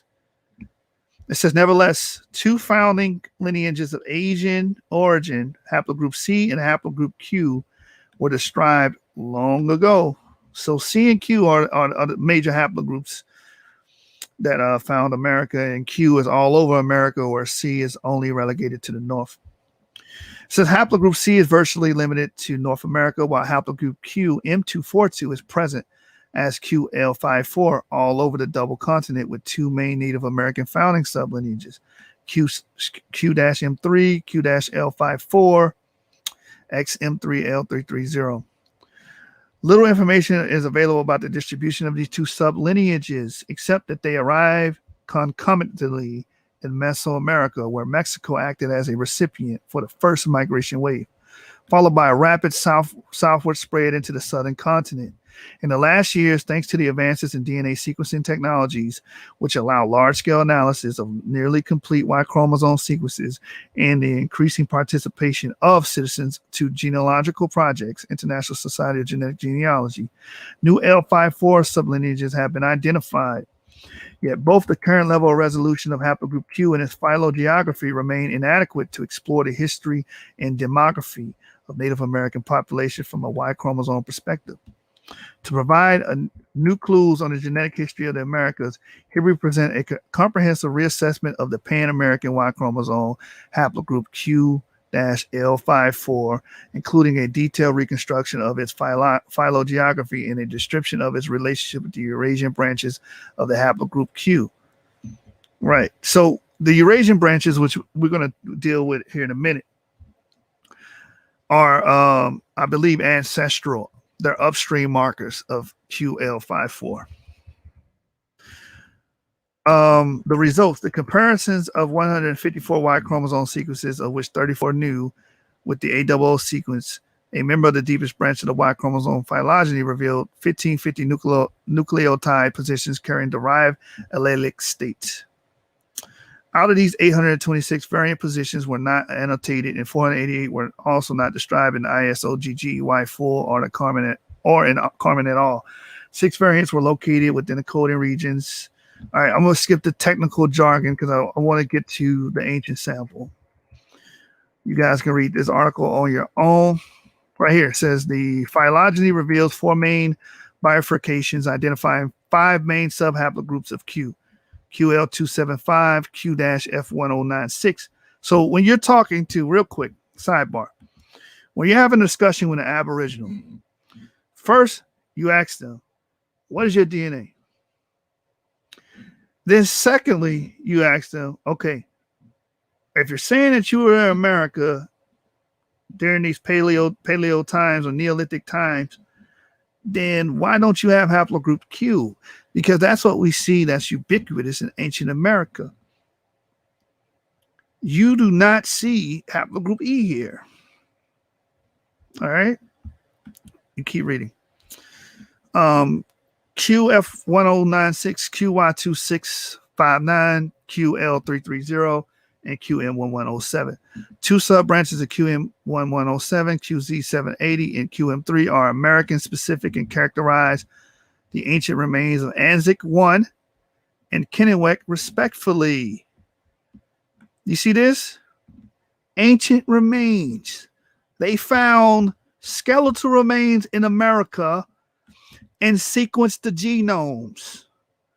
And the genomes are haplogroup Q. They're branches of Q. They have never found a skeletal remain with haplogroup E in America. It says it here. The 2 sub-branches of QM1107, QZ780, and Q-M3 are American-specific and characterize the ancient remains of Anzac 1 and Kennewick, respectively. Q-F1096 harbors Asian and Arctic Native American samples as well as the Greenland ancient specimen belonging to the Saquak culture, while the remaining subhaplogroups include only Eurasian Y chromosomes. To investigate the distribution of the main clusters as well as the identified Native American subhaplogroups, we performed a hierarchical genotyping of main haplogroup defining markers and 409 modern samples of our data set. The haplogroup classification summarized in additional file 7. Again, so this is more technical jargon. Now, you see this right here? The modern Eurasian branches of haplogroup Q and their link with the proto-native Native Americans. Now, you know what proto means first. So we're dealing with ancient Native Americans. Again, we don't see any of our DNA dealing with this paperwork here.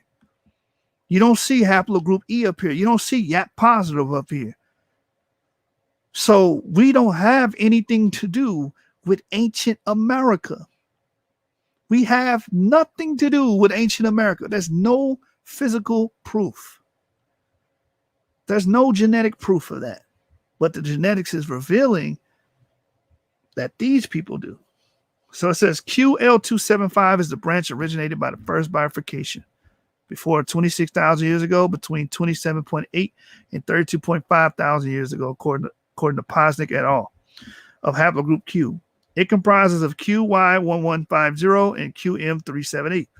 The first is mainly observed in Southwest Asia with some appearances in Northwest Eurasia, while the second, recently dissected, is spread across the West, Central, and parts of South Asia and harbors mainly Middle Eastern Y chromosomes. We're going to deal with this. which one branch typically of the Ashkenazi Jews as well as European samples. Based on this distribution, the two M378Y chromosomes observed in the Ishmo-Columbian area should be interpreted as the result of a post-Columbian arrival from Eurasia, as previously hypothesized. QF1096 splits into QF746, which in turn includes QB143 and QM120, and into QM25. The distribution of QB143 both in northeast Siberia and the North American Arctic and in Greenland, the F746 Y chromosome observed in the Athabascans and in different Greenland districts are likely QB143, is in agreement with Paleo-Eskimo dispersal of this lineage. Indeed, the Sequoia Y chromosome, which belongs to this haplogroup, was dated to less than 4,000 years. So again, they have ancient specimens showing you what haplogroups were here in America. We don't have to play guessing games here. We know which haplogroups were here. And again, our DNA is not in these samples. There's no Shemitic DNA here. This is all Japhetic. In the period of the first colonization of North America Arctic accomplished by the Paleo-Eskimos. QM120 spread Southeast Asia is observed in South American subject in one South American subject, while M120 chromosomes were described in Alaska according to the phylogeography. An STR haplotype variation of Q-M120, the South American subject might be ascribed to a recent event or gene flow. This is not the case for the Alaskan Y chromosome, which stems from a precursor M120. Q-M25 is observed from Eastern Europe unto Central Asia with its highest frequency in the Iranian Plateau, where it's virtually only represented by its clade QL712. This lineage has not been observed in present-day North Native Americans, but it has been recently reported in ancient Aleutian Islanders, ancient Northern Athabascans, in a 4,250-year-old individual of the Chukokan Usbelaya culture. Ancient samples. What do I tell people that try to pin us in sub-Saharan Africa? Give me an ancient sample with our DNA there. Crickets. Same thing I'm going to apply to these people saying that we were always in America. Show me an ancient specimen with our DNA here and I'll shut up. We don't see that. This is the DNA we find here. Q-Y2659, and I'll read this last paragraph. You guys can read the rest of this on your own time because I want to deal with another source after this to show you where these people migrated from. Q-Y2659 was not observed in America and includes two branches. The first QZ5902 mainly observed in South Asia, while the second Q-L940 in Western Eurasia. The latter includes a northwestern European sublineage, Q-FGC7000, observed also in the Sardinian subject. Although this could be interpreted as a result of a recent gene flow event, it could also represent a relic of an ancient migration that brought the first settlers on the islands as far as the Y chromosome haplogroup G-L91 and some ntDNA haplogroups. So again, we find this subclade, which is not found in America, but we do find this subclade in a Sardinian subject. So we can see Q did a lot of traveling. So I'm gonna stop this article here. Again, this is the article that I'm getting this from. Analysis of the human Y chromosome haplogroup Q characterizes ancient population movements in Eurasia and the Americas. Now we're going to move on to the last source that we're going to deal with tonight, dealing with this topic. And I'm going to need you guys to use your noggin. Hi, everybody. Time to use your noggin. How do you use your noggin, you say? Well, here's how you use it every day. Use your noggin when you write a letter. Use your noggin when you make it better. Use your noggin when you play guitar. Use your noggin to spot a star. Use your noggin when you make a scene. Use your noggin when you mix up green. Use your noggin to play a game. When you use your noggin, it's never the same. Use your noggin to sing a song. Ask another noggin to sing along. Use Use your noggin with your computer. Hey, that's Z. What could be cuter? Use your noggin. That's what it's for. I'm using my noggin. Are you using yours? And you know what? Shout out to the illiterate niggas, because this is what's going on in the community. Y'all not reading. You see, majority of this video is me reading and bringing out the information. All you guys have to do is sit down, take the time out of your day to read this information, and the confusion would have stopped. All right, one book a day, keep the crook away. All right. So I got another, public service announcement for you guys, man.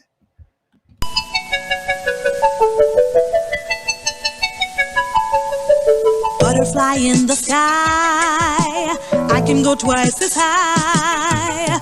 Take a look, it's in a book, a reading rainbow. I can go anywhere, friends to know and ways to grow, a reading rainbow. Let's get that read. It's in a book. Take a look. Reading Rainbow. So I'm gonna need you guys to read, man. Read a book. All right. Sheesh. As y'all can see, this is Ancestral DNA, Human Origins and Migrations, and this is gonna be the last source dealing with this. I know y'all been in class for a second. This ain't gonna take too long. From Africa to the Americas. This chapter elucidates the dispersal of anatomically modern humans from Asia into the American continent, delineating the stages of their trek by the use of different tools and fields of knowledge such as archaeology, anthropology, genetics, folklore, and art. So you see, this is going to be an interdisciplinary study. Connections are established between specific regions in Asia, such as the Altaic in America. The origin of Proto-Americans can be traced back to the original African migrants who settled in the Near East. Investigations suggest that the direct ancestors of extinct and extant Native Americans derived from the populations of the Altaic region of Central Asia that arrived from the Near East about 42,000 years ago. Then they migrated to the northeast Siberia approximately 35,000 years ago and reached the Beringia land bridge about 15,000 years ago. A migrational pause in Beringia of about 15,000 years may have provided the time of microevolutionary changes to occur, thereby generating genetic and linguistic diversity.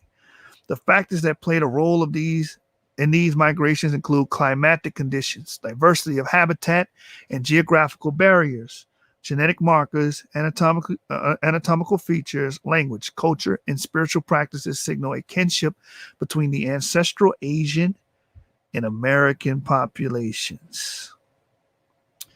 Let me read that again. Genetic markers. What are those markers? C and Q. Anatomical features, language, culture, and spiritual practices signal a kinship between the ancestral Asian and American populations. Keep reading. It says in 1590, a Spanish Jesuit priest and naturalist by the name of Jose de Acosta posited the notion that Native Americans were descended from hunters who had come to America from Asia.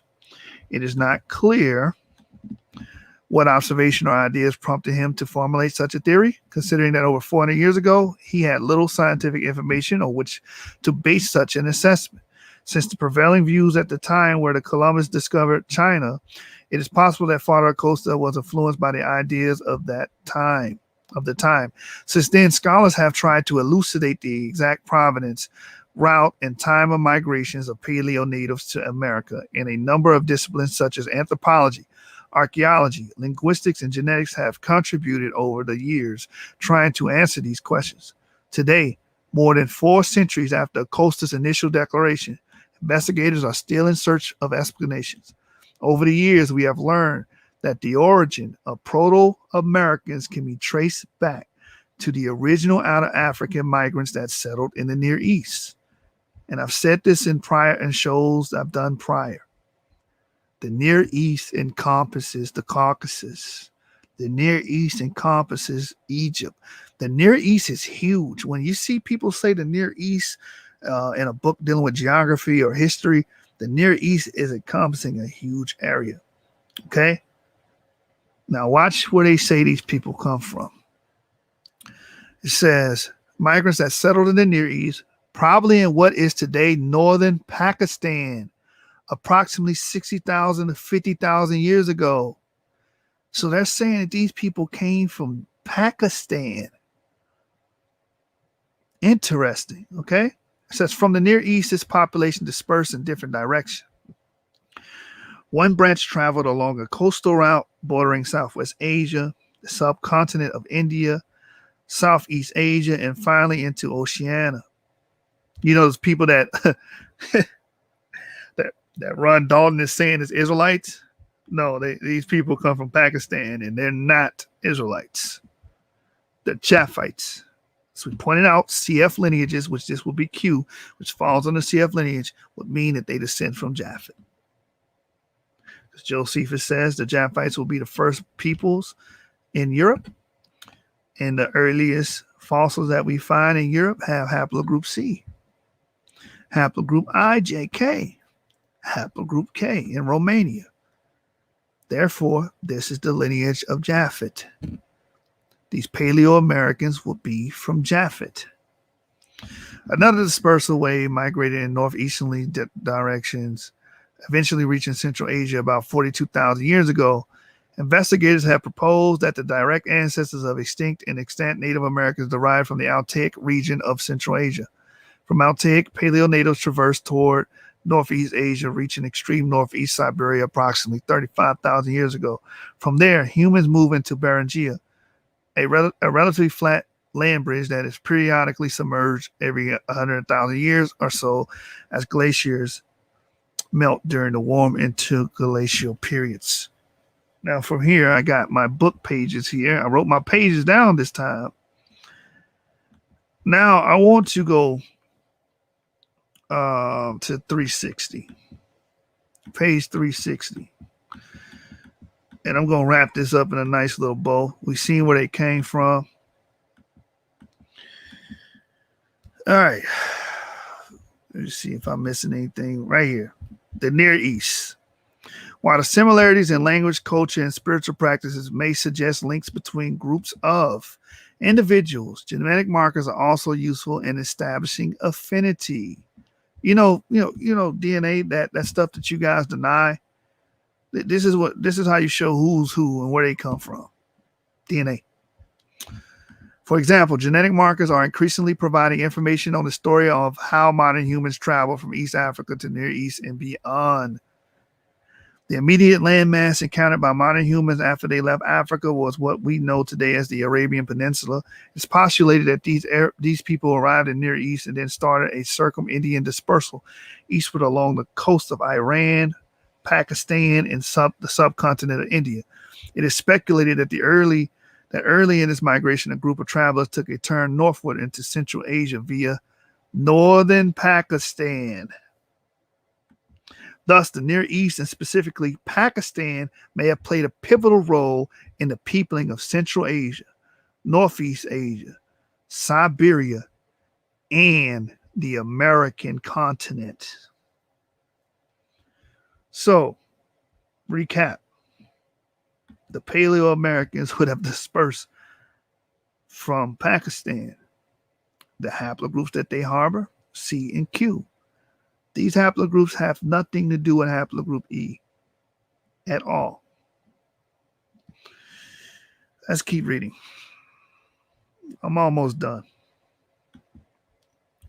The first modern humans that occupied the Altaic territory were migrants from Southwest Asia or the Near East, possibly northern Pakistan.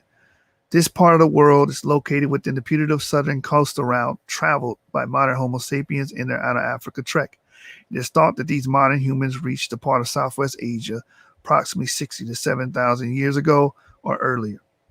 soon after the Red Sea and or Levant crossing from Africa into the Arabian Peninsula. Indeed, cave habitation has been detected in northwest Pakistan from the late Paleolithic, but fossil remains are limited. Today, Pakistan is comprised of a very heterogeneous group of populations with a very diverse origins that encompass at least 18 ethnic groups and speak about 60 very distinct languages. As the settlements of many populations in Pakistan have occurred in recent times, in the past few hundred or thousand years, depending on the population question, with highly diverse origins, the current genetic makeup of Pakistan does not reflect the gene pool when humans first ventured into North Central Asia about 45,000 years ago. Even rather ancient groups like the Kalash, thought to derive from the Greek migrants, date back to only 8,000 to 12,000 years ago in Pakistan. Thus, it is highly likely that the ancient Pakistani DNA types have been largely replaced by subsequent migrations or gene flow from various locales. Unfortunately, only limited ancient DNA data are available from Pakistan in the Altai regions. Most of the genetic composition in these regions is based on extrapolation from contemporary samples, and absolute dates are rather circumstantial, especially when investigating remains dating to the early late Paleolithic. Let's get into the DNA. It says genetic data are derived from uniparental markers such as mitochondrial and Y-specific DNA passed down from mother or father, respectively, or biparental, inherited from both parents. So what's inherited from both parents? Your autosomes and autosomal DNA. And it's going to make something clear about the autosomal DNA, which I've been telling you guys since I've been speaking on the matter. It says the advantage of uniparental DNA as markers is that they provide direct lineage. So if you want to know your direct lineage, you don't take an autosomal DNA test. You don't. You take a uniparental test, which is a Y-DNA or mitochondrial DNA test. That's how you do that. That determines direct lineage, deep ancestry. All right, so let me get back to the book. We're almost done. The advantage of uniparental DNA as markers is that they provide direct lineage, non-recombining information from generation to generation. In other words, in uniparental inheritance, maternal and paternal genes are not exchanged during reproduction, allowing straightforward assessment of ancestry along parental lines. This is why we use Y-DNA. In biparental inheritance, on the other hand, this is your autosomal DNA.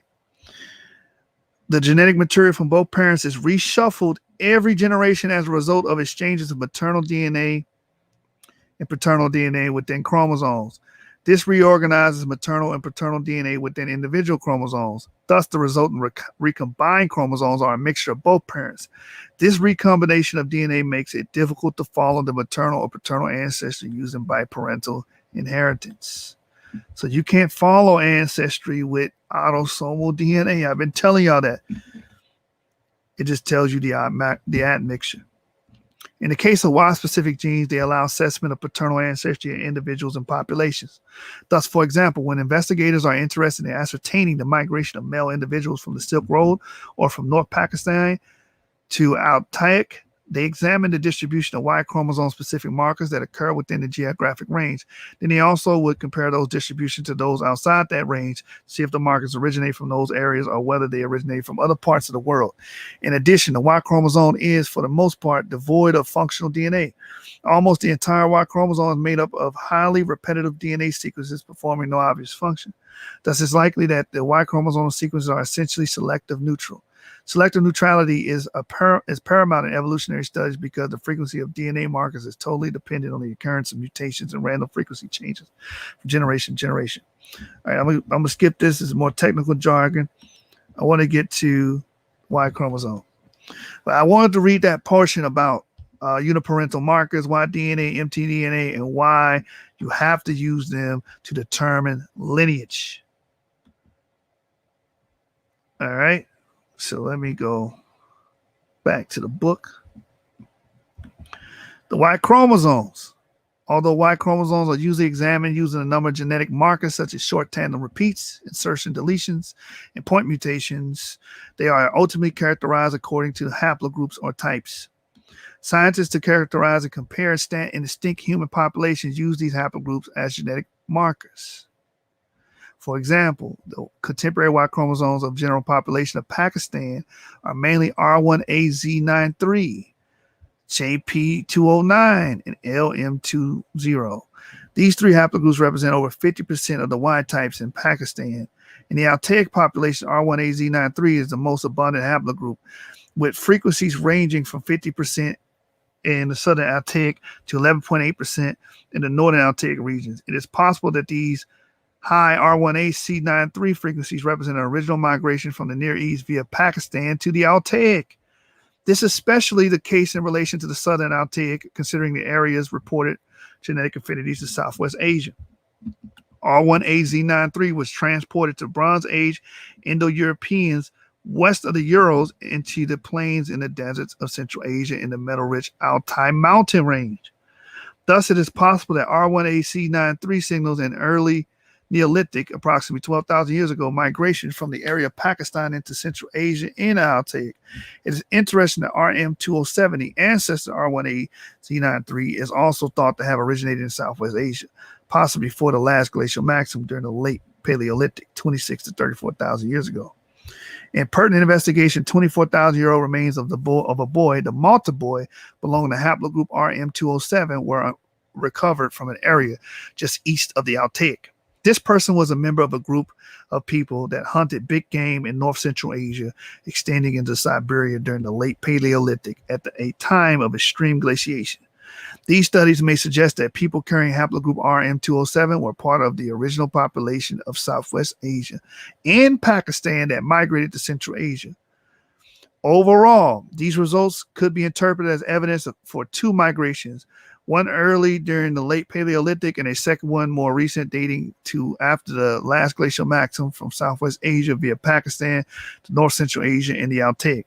Surprisingly, when the complete genome, entire DNA of the 24,000-year-old Malta remains and an additional individual from Afantova Gora Mountains dating to 17,000 years ago were sequenced, investigators found a surprisingly close affinity between Native Americans and modern-day Western Eurasians that specifically linked them to the Near East and no connection to contemporary East Asians.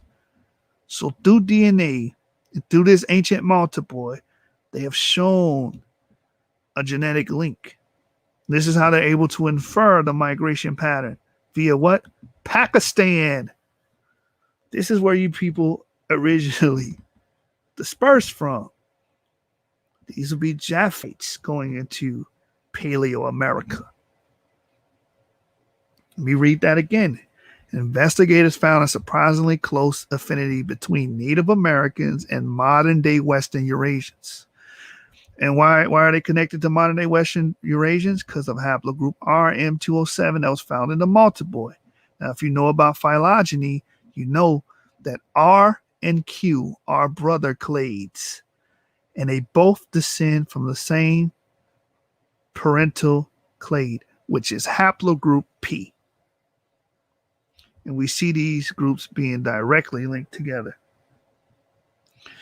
And it says, with no connection to contemporary East Asians. Furthermore, it was estimated that approximately 14 to 38% of current Native American ancestry derives from West Eurasian populations, represented by these two ancient individuals. These data support the contention that at least some of the Paleo-Americans that migrated to America initially originated from West Eurasia and not from Northeast Asia or extreme Northeast Siberia. This information and the genetic connection to the Near East and Pakistan by the way of the Altaic could offer an explanation for why several crania of Native Americans exhibit morphological characteristics that do not resemble those of East Asians, but rather those of West Eurasia. Another pertinent Y chromosome marker, J, they go to haplogroup J again, dash P209, originated in the Near East about 42,900 years ago, 42,900 years ago, and from there it expanded into Pakistan. Here we go. And then North Central Asia. Although JP209 is only present at 2.5% in Southern Altaic, this marker may represent genetic flow from the Near East as well.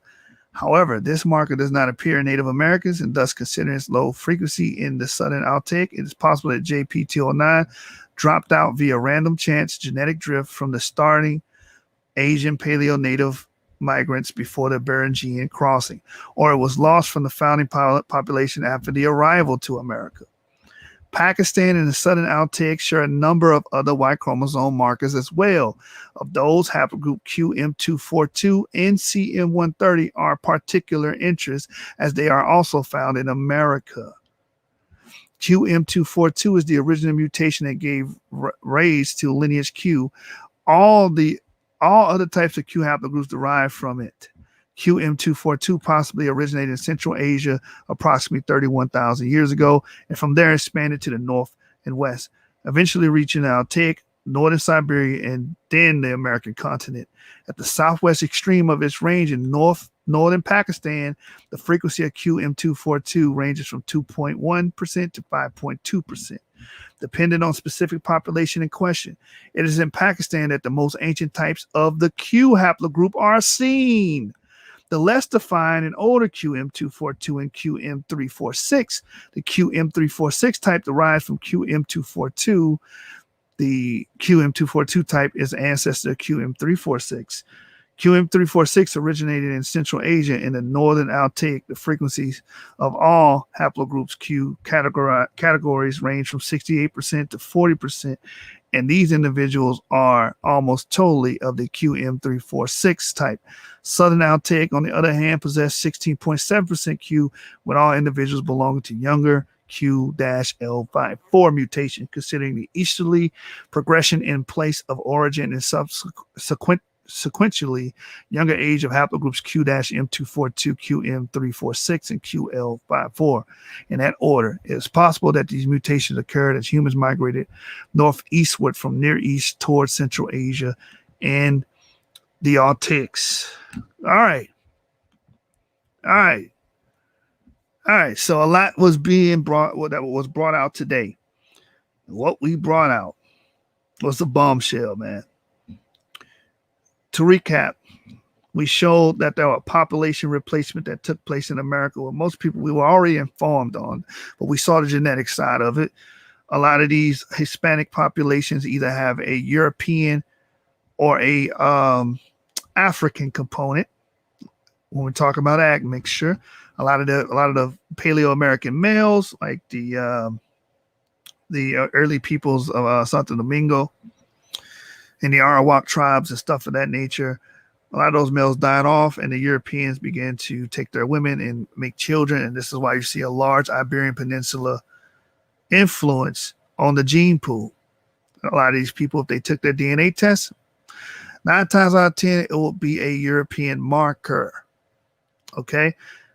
And for the Aboriginals, we brought out the Paleo-American DNA, and also for the people that's claiming these people are Israelites, brought out all that DNA and that information to show that these people are originally from Pakistan, and they are related to Western Eurasians, which means they are related to Europeoids.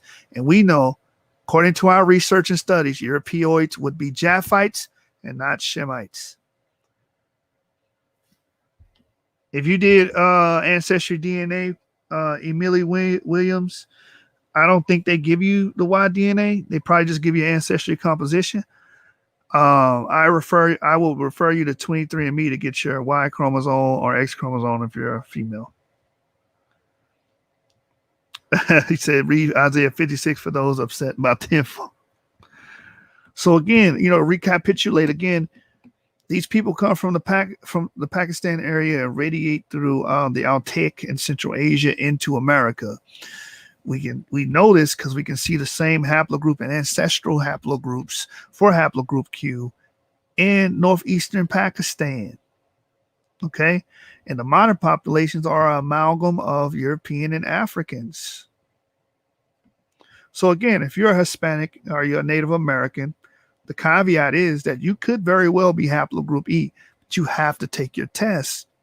Take your DNA test. Stop being afraid of DNA.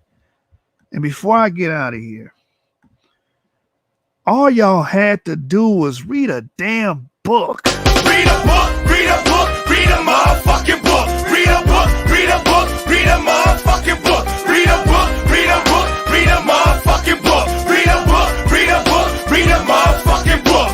R-E-A-D-A-B-O-O-K. R-E-A-D-A-B-O-O-K. R-E-A-D-A-B-O-O-K. R-E-A-D-A-B-O-O-K.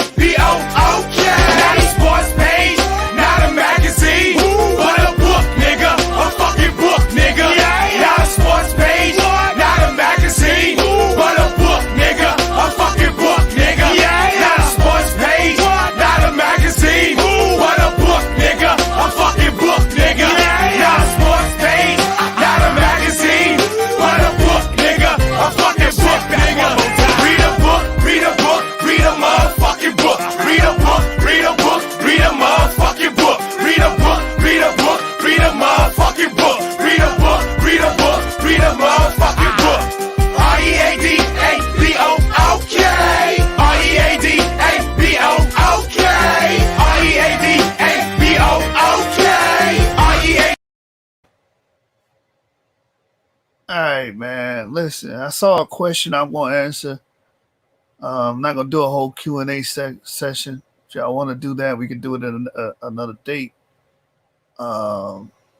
Somebody named Meshi Khan.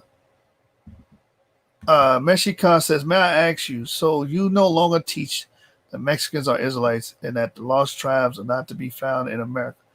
I do not teach that anymore. I left for organization and I left with that ideology. But as I began to grow, as I began to research and learn more about DNA and DNA transmission, I dropped that altogether. Now, does that mean everybody in Mexico is the same? No. But there is a large European component, which we read today, I think 48%. But you do have a component, an African component. And that African component consists of E carriers. And according to our model, haplogroup DE would be Shem. So if you descend from DE, you would be a Shemite according to my research and my model.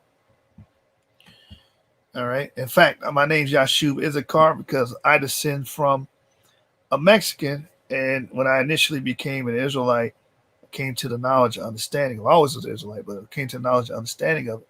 I was taught that Mexicans were Israelite, well, it was Issachar. So that's why I took that moniker as my name. But I took my DNA test, came back EU 290. So all you got to do is stop being afraid. Go to 23andMe and take your DNA. Again, this is just to elucidate ancestry. This is not an attack on your religiosity.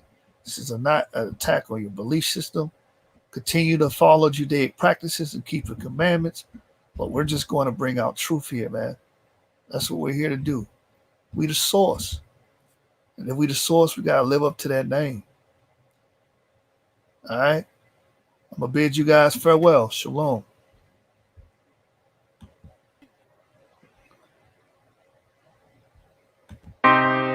Say, this morning when I got up, had a strange feeling like something ain't right. Don't know what it means. Shit, I hope it was a dream because tonight's a big night. Right. And even though I'm feeling funny, it ain't gonna stop nothing. Time to get to the money. Go get it, nigga. And the whole hood say they come. Straight up. Said the whole hood say they come. 9 long, everybody waiting to get in. That's when I pulled up, my trunk knocking, knock, knocking. 18, 9 long, everybody waiting to get in. That's when I pulled up, my trunk knocking, knock, knocking. 18, 9 long, everybody waiting to get in. That's when I pulled up, my trunk knocking, knock, knocking. 18, 9 long, everybody waiting to get in. That's when I pulled up, my trunk knocking. I'm fresh about the shower, fresh fit about the bag. I hate to brag, but it's a must. I pop tags like Soldier Boy. I turn my swag on, got my Louis rag on, matching shades, diamond stones, and I'm gone. They say that bitch packed, line way around the corner. Can't move in that hoe, club hotter than a sauna. I pulled up in the lot and got chills down my spine. I can't believe my eyes, man. This bitch is going down. They all came to see me. stand up and rock the mic. They feel my pain and can relate to what I write. Spotlight shining bright, I got all eyes on me. Ain't shit left to do but give them what they wanna see. Now watch me wreck this bitch and get the whole club hype. Front, back, left to right, it's gonna be jumping all night. I live for this shit, I get tired off the love. That's why until I die, they gon' be fucking with thugs. 9 long, everybody waiting to get in. That's when I pulled up, my trunk knocking. 18, 9 long, everybody waiting to get in. That's when I pulled up, my trunk knocking. 18, 9 long, everybody waiting to get in. That's when I pulled up, my trunk knocking. 18, 9 long, everybody waiting to get in. That's when I pulled up, my trunk knocking. The line around the corner, and we pulling up knocking. Kush is the aroma, bunch of money in my pocket. Cup be super muddy, paint wetter than a faucet. I know you jackers watching, so I keep that rocket. The gangsters come to see us, the hood is at the venue. That liquor in my system, yeah, Patron is on the menu. They holler for them soldiers, and here we come, nigga. Yeah, that mic, thank God, and then this where you from, nigga. We reppin' for them gangster bitches and them slum niggas, and all them hog niggas grinding, getting dumb figures. The homies in the pen, the ones that's in the sky. What's that you represent? Let me see you hold it high. Yeah, they been waiting on us. Get love from the owners. Walk up in the spot with something fully loaded on us. We tearing off the roof. I hope you got insurance. The lights is on us. Hope you enjoy the performance. Hey. 9 long, everybody waiting to get in. That's when I pulled up, my trunk knocking. 18, 9 long, everybody waiting to get in. That's when I pulled up, my trunk knocking. 18, 9 long, everybody waiting to get in. That's when I pulled up, my trunk knocking. 18, 9 long, everybody waiting to get in. That's when I pulled up, my trunk knocking. 18.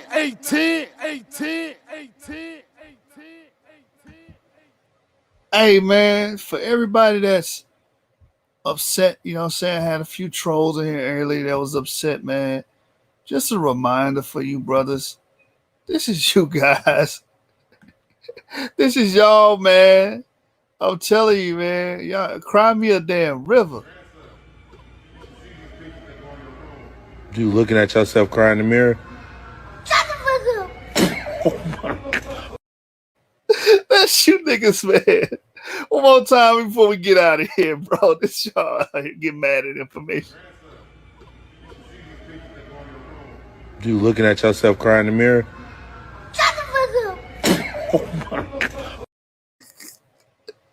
The trifecta.